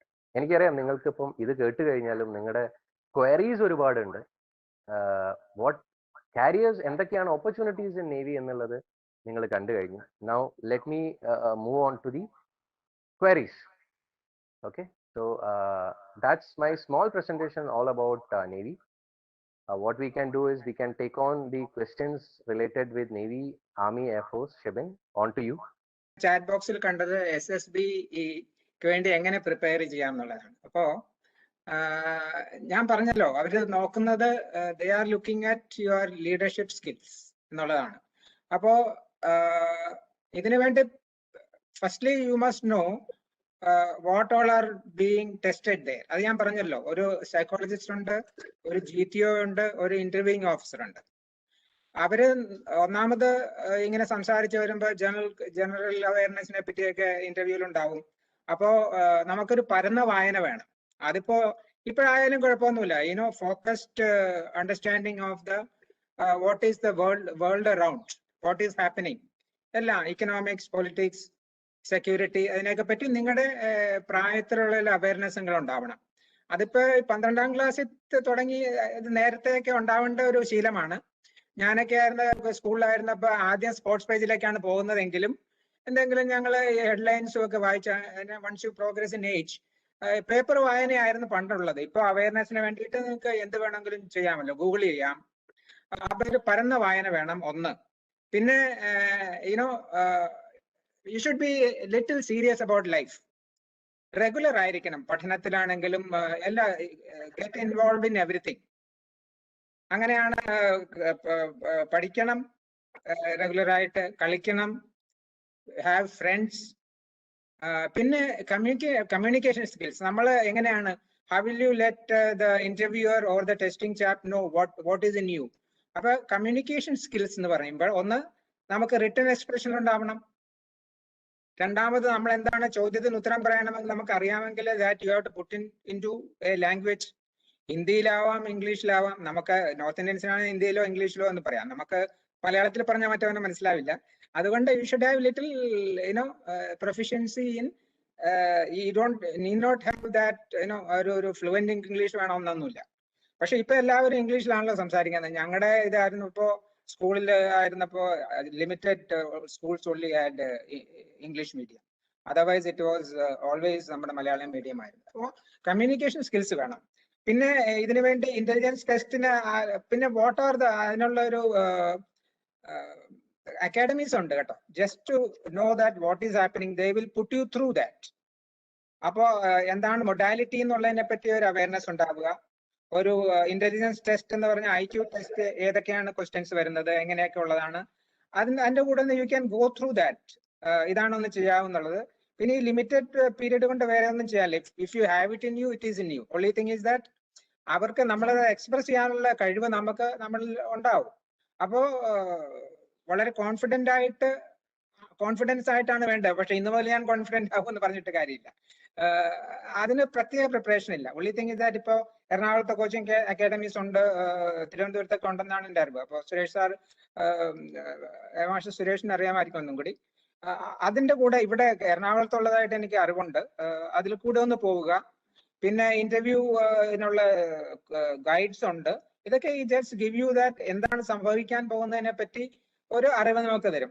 ഇതിനെ കണ്ട് സ്പെഷ്യൽ പ്രിപ്പറേഷൻ ഒന്നുമില്ല. ഞാൻ പറഞ്ഞ പോലെ ഈ 3 ആൾക്കാരും SSBയിൽ ടെസ്റ്റ് ചെയ്യുന്നത് വാട്ട് ആർ യു എന്നുള്ളതാണ്. നമുക്ക് പലതും ഐഡിയ ചെയ്യാൻ പറ്റില്ല. Only thing you should be able to express yourself. അവർ ചോദിക്കുന്നതിനൊക്കെ ഉത്തരം പറയാനുള്ള ഇതുണ്ടാവണം. പിന്നെ എന്താണ് അവിടെ ഹാപ്പനിങ് എന്നുള്ളതിന് നമുക്ക് ഉണ്ടാവണം. ആ ഒരു മൊഡാലിറ്റിയെ പറ്റി നമുക്ക് സംശയം ഉണ്ടാകും. ഇത്രയാണ് എനിക്ക് പറയാനുള്ളത്. Main thing, while you may go to a preparatory academy, Trivandrum, Kochilo, പക്ഷെ അവർ പറയുന്നൊന്നും മുഴുവൻ കേൾക്കരുത്. എന്നുവെച്ചാൽ SSBയിൽ പോയി കഴിഞ്ഞാൽ you can straight away make out this person is come out from a coaching academy. എന്ന് വെച്ചാൽ ഒരു തത്വമാതിരി അവർ പറഞ്ഞു കൊടുത്ത് തന്നെ തിരിച്ച് വെളിയിൽ പറയും. That is not really what is required. You may go for an exposure, but don't listen to what they are telling you to do. Most important what he said, be yourself. ഒന്നും മറച്ചു വെക്കാൻ നോക്കണ്ട, ഒന്നും project ചെയ്യാൻ നോക്കണ്ട. You have to be actually energetic, bright. What they test is your psychology in detail, your cognitive skills. എത്ര വേഗമാണ് ഒരു കാര്യം നിങ്ങൾക്ക് മനസ്സിലാവുക, and put it in perspective, and then of course communication. And also third aspect which they look is group dynamics. ഒരു ഗ്രൂപ്പിൽ എന്ന് വെച്ചാൽ army ആവട്ടെ, എയർഫോഴ്സ് ആവട്ടെ, നേവി ആവട്ടെ, you have to function in a group. So how do you function as a team member and as a leader? ഇതാണ് നോക്കുന്നത് main ആയിട്ട്. So positive psychology, be yourself, be positive in life, and speak the truth, and be a good team player and a leader where required, and a good communicator. This is essential. That's it. അതിന്റെ കൂടെ ഒരുപാട് questions വരുന്നുണ്ട് sir. എല്ലാം കൂടെ compare ചെയ്ത് ഞാൻ ചോദിക്കുന്നത് sir, NCC എങ്ങനെയാണ് ഒരു ആർമി അല്ലെങ്കിൽ ഒരു ആർംഡ് ഫോഴ്സിലേക്ക് നമ്മളെ സപ്പോർട്ട് ചെയ്യുന്നത്? NCCയിലുള്ള ആർംഡ് ഫോഴ്സസിലേക്ക് ഒരാളെ എങ്ങനെ സപ്പോർട്ട് ചെയ്യുന്നു? ഞാൻ തന്നെ പറയാം. ഞാൻ I am a right example for how NCC will help you. ഞാൻ പറഞ്ഞ പോലെ മഹാരാജ് കോളേജ് പഠിക്കുമ്പോൾ ഞാൻ NCCയിൽ ഉണ്ടായിരുന്നു, സീനിയർ അണ്ടർ ഓഫീസർ ആയിരുന്നു, C സർട്ടിഫിക്കറ്റ് ഉണ്ടായിരുന്നു. പക്ഷെ ഞാൻ ആർമി ജോയിൻ ചെയ്യുന്നത് ഇതൊക്കെ വെച്ചല്ല. ഇത് it improved my personality or my awareness. And ഞാൻ കയറുന്നത് UPSC SSB ആ ചാനലിൽ കൂടിയാണ് ഞാൻ കയറുന്നത്. അപ്പോൾ ഒരു പ്രധാനപ്പെട്ട കാര്യം, it will give you confidence. പിന്നെ സെക്കൻഡ് ഈസ് ദാറ്റ് ഈ സർട്ടിഫിക്കറ്റ് സിയിലുള്ള സ്പെഷ്യൽ എൻട്രി വിമൻ ആൻഡ് മെന്നിനുള്ള NCC ഷോർട്ട് സർവീസ് കമ്മീഷന് വേണ്ടിയിട്ട് ഒരു സ്പെഷ്യൽ ഇവരുടെ സെലക്ഷൻ ഉണ്ട്. Minimum requirement is certificate C with minimum B grading ആണ് വേണ്ടത്. ഇത് നോട്ട് ചെയ്തോളൂ. C ഗ്രേഡിംഗ് ഉണ്ട്. C grading you cannot go. Minimum B grading in C certificate is required. Okay, that's it. Thank you, sir. വീണ്ടും questions, how does engineers can apply through combined defence service exam? തീർച്ചയായിട്ടും അത് answer ചെയ്ത question എന്ന് എനിക്ക് തോന്നുന്നു. അതുപോലെ തന്നെ, can I join para special force after NDA? അത് ഈ പറഞ്ഞ പോലെ NCC കമ്മീഷനിങ് ഞാൻ പറഞ്ഞല്ലോ, at the end of your training in IMA, you can choose for paras, you can give a choice. So depending on your, you can give the മൂന്ന് choice തരാമെന്ന് ഞാൻ പറഞ്ഞല്ലോ. You can give infantry, para, artillery, maybe AAC അങ്ങനെ കൊടുക്കാന്ന് വെച്ചോളൂ. ഇല്ലെങ്കിൽ അപ്പോ they will look at your profile, and if you fit into their requirement, the organizational requirement, you can go to para. അത് കഴിഞ്ഞാൽ തന്നെ സ്പെഷ്യൽ ഫോഴ്സസ് അതെന്നാണ്. പിന്നെ there is a different training and probation etc for para special force SF. So പാരയിലേക്ക് പോകാൻ പറ്റും. പക്ഷെ it is not, ഞങ്ങളൊന്ന് choice പറഞ്ഞതുകൊണ്ട് തരണം എന്നില്ല. You have to be fit and considered fit by army headquarters. Okay, I think that answers. എനിക്ക് സമയം ഒരുപാട് അതിക്രമിച്ചിരിക്കുകയാണ് നായർ സാർ. ഞാൻ ഓരോരുത്തരിലേക്കും വരുവാണെങ്കിൽ, നായർ സാർ ഒരു ഷോർട്ട് നമുക്കൊരു അഡ്വൈസ്, നമ്മളുടെ ഈ ഒരു സെഷൻ മീൻസ് സെഷൻ അറ്റൻഡ് ചെയ്യുന്നവർക്ക് ഒരു അഡ്വൈസ്. കാരണം ഒരുപാട് ക്വസ്റ്റ്യൻസ്, റിപ്പീറ്റഡ് ക്വസ്റ്റ്യൻസ് വരുന്നുണ്ടെങ്കിലും സമയം ഒരുപാട് ആയതുകൊണ്ട് തന്നെ നമുക്ക് കൺക്ലൂഡ് ചെയ്തതിന്റെ ഭാഗമായിട്ട് നായർ സാർ പ്രിപ്പയർ ചെയ്യുന്നവർക്ക് അഡ്വൈസ് എന്നുള്ള പറയാമോ സാർ? ആരോടാണ്? നായർ സാർ, നമുക്ക് 1 by 1 ആയിട്ട് പോകാം സാർ. ഓക്കെ. ഇപ്പോ ഇവിടെ ഞാൻ കരുതുന്നു, ഇപ്പൊ തുടക്കത്തിൽ നമുക്ക് 872 പാർട്ടിസിപ്പൻസ് ഉണ്ടായിരുന്നു. ഇപ്പൊ 505 ഞാൻ കാണുന്നത്. അപ്പോ ഇതൊക്കെ വളരെ ഡൈ ഹാർഡ് ഇൻട്രസ്റ്റഡ് പേഴ്സൺസ് ആണെന്ന് ഞാൻ കരുതുന്നു. അപ്പോ നിങ്ങൾക്ക് ആർമിയിൽ ചേരാൻ ഇൻട്രസ്റ്റ് ഉണ്ടെങ്കിൽ ഈ പറഞ്ഞ പോലെ ഹൗ യു ആർ എന്നുള്ള യു ഗോ ഫോർ ദ SSBയിലേക്ക് ഒരു ക്വാളിഫൈ ചെയ്യുക. SSBയിൽ പോയിട്ട് if you are fit they will select you. അപ്പൊ ഈ പറഞ്ഞ നമ്മുടെ ഒരു preparedness, you should just put finish to your preparations. അത് കമ്മ്യൂണിക്കേഷൻ സ്കിൽസ് ഞാൻ പറഞ്ഞ പോലെ ഇപ്പോഴത്തോട്ട് വായന തുടങ്ങുക. ഇപ്പൊ 12ാം ക്ലാസ് പഠിക്കുന്ന ആൾക്കാരാണെങ്കിൽ 12+2 ടെക്നിക്കൽ എൻട്രി സ്കീമിൽ പോകാം, ഒരു 70% കൂടുതലുണ്ടെങ്കിൽ. ഇല്ലെങ്കിൽ പിന്നെ ഒരു 3 years you have your degree period is there. അപ്പോൾ BTech വേണമെന്നില്ല. ആർമിയിൽ you are welcome. If you are a graduate and you are fit enough, you can come to us, and avade we will train you. In service training എപ്പറ്റി പറയാൻ പറ്റിയില്ല. അപ്പൊ പരന്ന വായന വയ്ക്കുക. നമ്മുടെ ചുറ്റുപാടുമുള്ള നമ്മുടെ വീട്ടിൽ എങ്ങനെയാണ് നമ്മുടെ ബ്രിങ്ങിങ് അപ്പ് എന്നുള്ളതിനനുസരിച്ചായിരിക്കും. അതിൽ നമുക്കൊന്നും ഇപ്പൊ ഈ 12ാമത്തെ ക്ലാസ്സിൽ വരുമ്പോൾ നമുക്ക് ചേഞ്ച് ഒന്നും ചെയ്യാൻ പറ്റില്ല. അപ്പൊ അതുകൊണ്ട് if you are very much interested in joining army, be yourself. Marshal Suresh പറഞ്ഞ പോലെ be yourself. പക്ഷെ you should be able to communicate what you feel about, and if you are fit enough you will be selected. അത്രേ ഉള്ളൂ. All best of luck to all, and thanks Sebin. Sir ഒരുപാട് questions വരുന്നുണ്ട് അറിയാം. പക്ഷെ ഒരുപാട് questions വരുന്നുണ്ട്. ഞാൻ കഴിയുന്നതും അതിന്റെ കൂടെ ടൈപ്പ് ചെയ്യാൻ നോക്കുന്നുണ്ടായിരുന്നു. ചിലരുടെ പേര് വെച്ച് ഞാൻ കാണുന്നവരുടെയൊക്കെ പേര് വെച്ച് ആൻസർ ചെയ്യാൻ നോക്കുന്നുണ്ട്. ഞാൻ കാണുന്നത് കൂടുതലും എയർഫോഴ്സിൻ്റെതിൽ ചോദിക്കുന്ന കാര്യങ്ങൾ 10+2 മാത്സിനെ കുറിച്ചാണ്. ഇപ്പൊ 10+2 മാത്സിന്റെ ഞാൻ വളരെ പെട്ടെന്ന് പറയാം. ചിലർ ഇൻഫാക്ട് ഒരു കാൻഡിഡേറ്റ് എന്നോട് ചോദിക്കുകയായിരുന്നു, 10+2 എനിക്ക് ഫിസിക്സ് ആൻഡ് ബയോളജി ഉണ്ട്, മാത്സ് ഇല്ല എന്നുള്ളത്. അങ്ങനെയുള്ളവർക്കുള്ള ഒരു സജഷൻ എനിക്ക് പറയാനുള്ളത്, 10+2 അഥവാ നിങ്ങൾക്ക് ഫിസിക്സ് ആൻഡ് മാത്സ് എടുക്കാൻ സാധിച്ചിട്ടില്ല, നിങ്ങൾക്ക് എയർഫോഴ്സിൽ ഫ്ലൈയിങ് ബ്രാഞ്ചിൽ തന്നെ വരണം എന്നാണ് താല്പര്യം എന്നുണ്ടെങ്കിൽ, നിങ്ങൾ നാഷണൽ ഓപ്പൺ സ്കൂളിൽ ആർക്കും രജിസ്റ്റർ ചെയ്യാം. വളരെ അനായാസം നമുക്ക് പാസ്സാവുന്ന ഒരു എക്സാം ആണത്. നാഷണൽ ഓപ്പൺ സ്കൂളിന്റെ 10+2 ഈക്വലന്റ് ഫിസിക്സ് ആൻഡ് മാത്സിന്റെ നമുക്ക് പേപ്പർ അപ്പിയർ ചെയ്യുകയാണെന്നുണ്ടെങ്കിൽ അതിന്റെ qualification it becomes equivalent to 10+2 physics and maths. അങ്ങനെ ചെയ്തിട്ട് നിങ്ങൾക്ക് പിന്നീട് ഒരുപക്ഷെ NDAക്ക് എഴുതാൻ സാധിച്ചില്ല, നിങ്ങളുടെ ഏജ് ഓവറായി എന്നുണ്ടെങ്കിൽ പിന്നീട് നമുക്ക് CDS വഴി നമുക്ക് എയർഫോഴ്സിൽ വരാവുന്നതാണ്. നിങ്ങൾക്ക് ചൂസ് ചെയ്യാവുന്നതിൽ ഏറ്റവും നല്ലൊരു കരിയർ തന്നെയാണ് ഈ ആർമി, നേവി, എയർഫോഴ്സ് എന്ന 3 സർവീസസിലേക്കും ഉള്ളത്. ആദ്യം പറഞ്ഞതുപോലെ uncertain times, and the best thing that you can opt for is a career in the ആം ഫോഴ്സസ്. ആൻഡ് ആർക്കും എനിക്ക് സാധിക്കുമോ ഇല്ലയോ എന്നുള്ള ഒരു സംശയം ആർക്കും മനസ്സിൽ വരരുത്. എനിക്ക് സാധിക്കും, എനിക്കത് വേണം എന്നുള്ള ഒരു ദൃഢനിശ്ചയത്തോടു കൂടി അതിലേക്ക് നമ്മുടെ ഒരു ലക്ഷ്യം കാണുക. എന്നിട്ട് അതിലേക്ക് നമ്മൾ ഏകാഗ്രതയോടുകൂടി നമ്മൾ അതിലേക്ക് വേണ്ടി നമ്മൾ പ്രവർത്തിക്കുക. തീർച്ചയായും വിജയം നിങ്ങളോടൊപ്പം ഉണ്ടാകട്ടെ എന്ന് ഞാൻ ആശംസിക്കുന്നു. നന്ദി, നമസ്കാരം. Thank you Shebin. എനിക്ക് ഒന്നേ പറയാനുള്ളൂ. കാരണം ഒരു നിങ്ങൾ ഫോക്കസ് ഉണ്ടെങ്കിൽ നിങ്ങൾക്ക് ഏതൊരു കാര്യത്തിലും വിജയിക്കാൻ പറ്റും. ഞാൻ എൻ്റെ ലൈഫിൽ ഫോക്കസ്ഡ് ആയിരുന്നു. എനിക്ക് എന്താകണം എന്നുള്ള എൻ്റെ ആഗ്രഹമായിരുന്നു എന്നെ അതിലേക്ക് നയിച്ചത്. പക്ഷെ ആഗ്രഹം മാത്രം ഉണ്ടായതുകൊണ്ട് മാത്രം കാര്യമില്ല. നമുക്കത് എങ്ങനെ ചെയ്യണം എന്നറിയണമെങ്കിൽ നമ്മൾ എക്സ്പേർട്സിനോട് സംസാരിക്കണം. അപ്പൊ നിങ്ങൾക്ക് ഇപ്പൊ കിട്ടിയത് എനിക്കറിയാം, നിങ്ങൾക്ക് ഹാർഡ്ലി 1/10 ഒരു ഇൻഫർമേഷനെ കിട്ടിയിട്ടുള്ളൂ.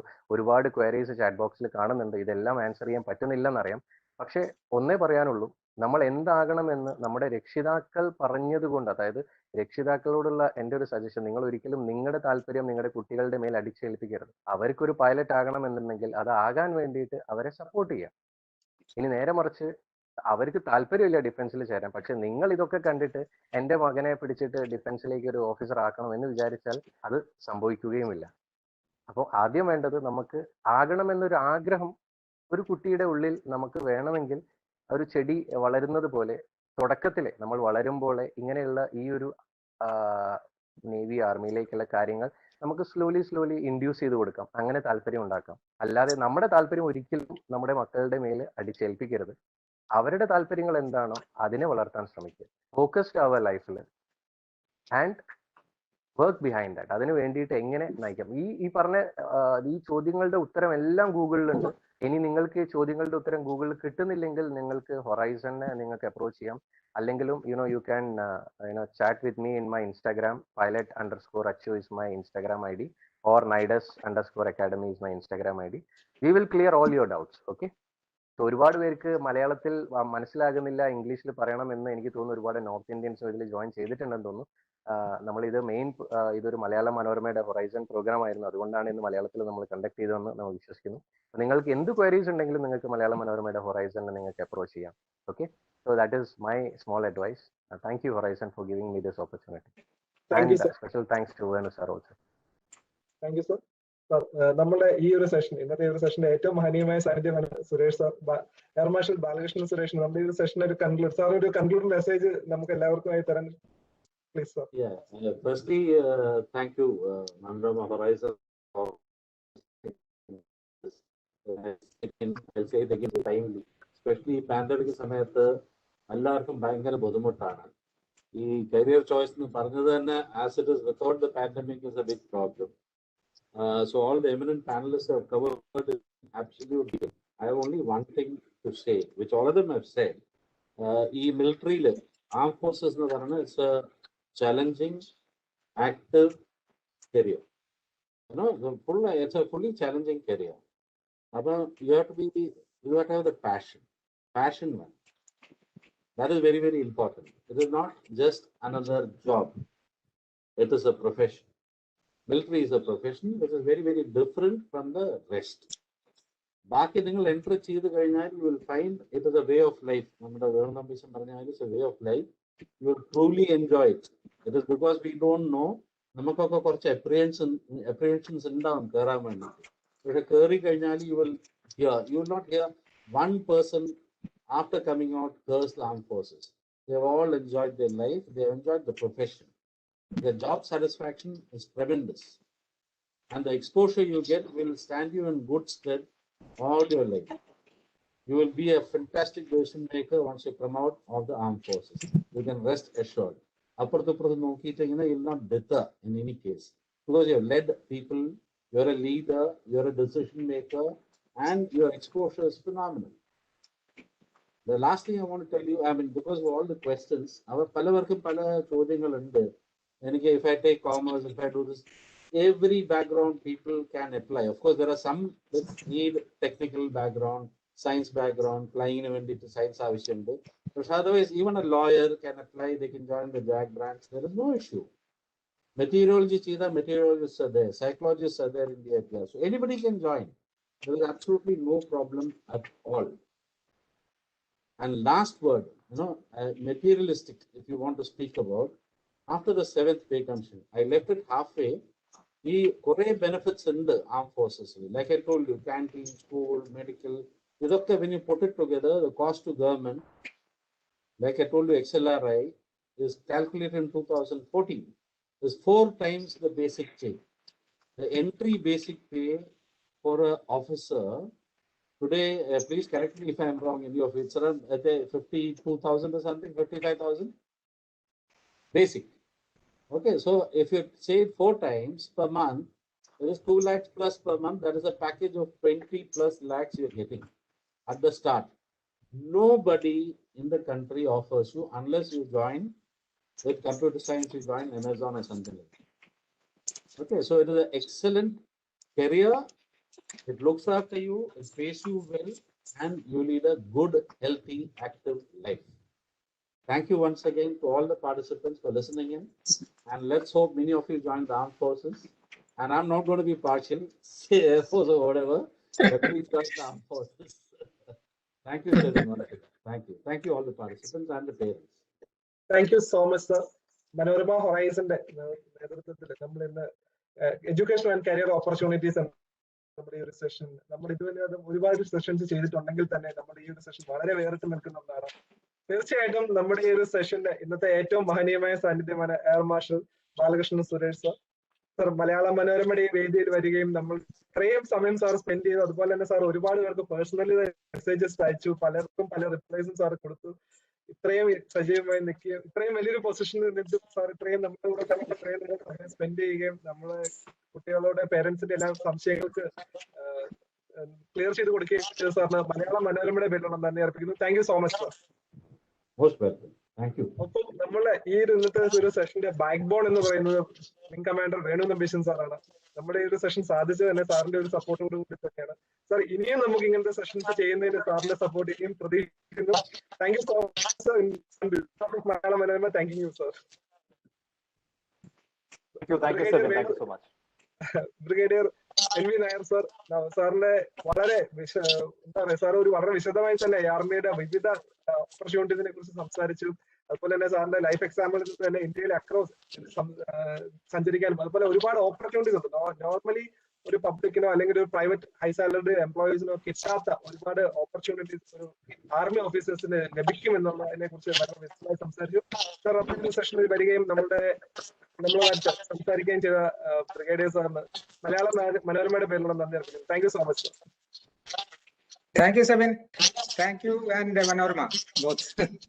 Lieutenant commander Ashwanth sir, sir വളരെ വിശദമായി തന്നെ ഒരു പവർ പോയിന്റ് പ്രസന്റേഷൻ സഹകരണത്തോടെ നമ്മുടെ കുട്ടികൾക്ക് മനസ്സിലാവുന്ന രീതിയിലുള്ള കാര്യങ്ങൾ പറഞ്ഞു.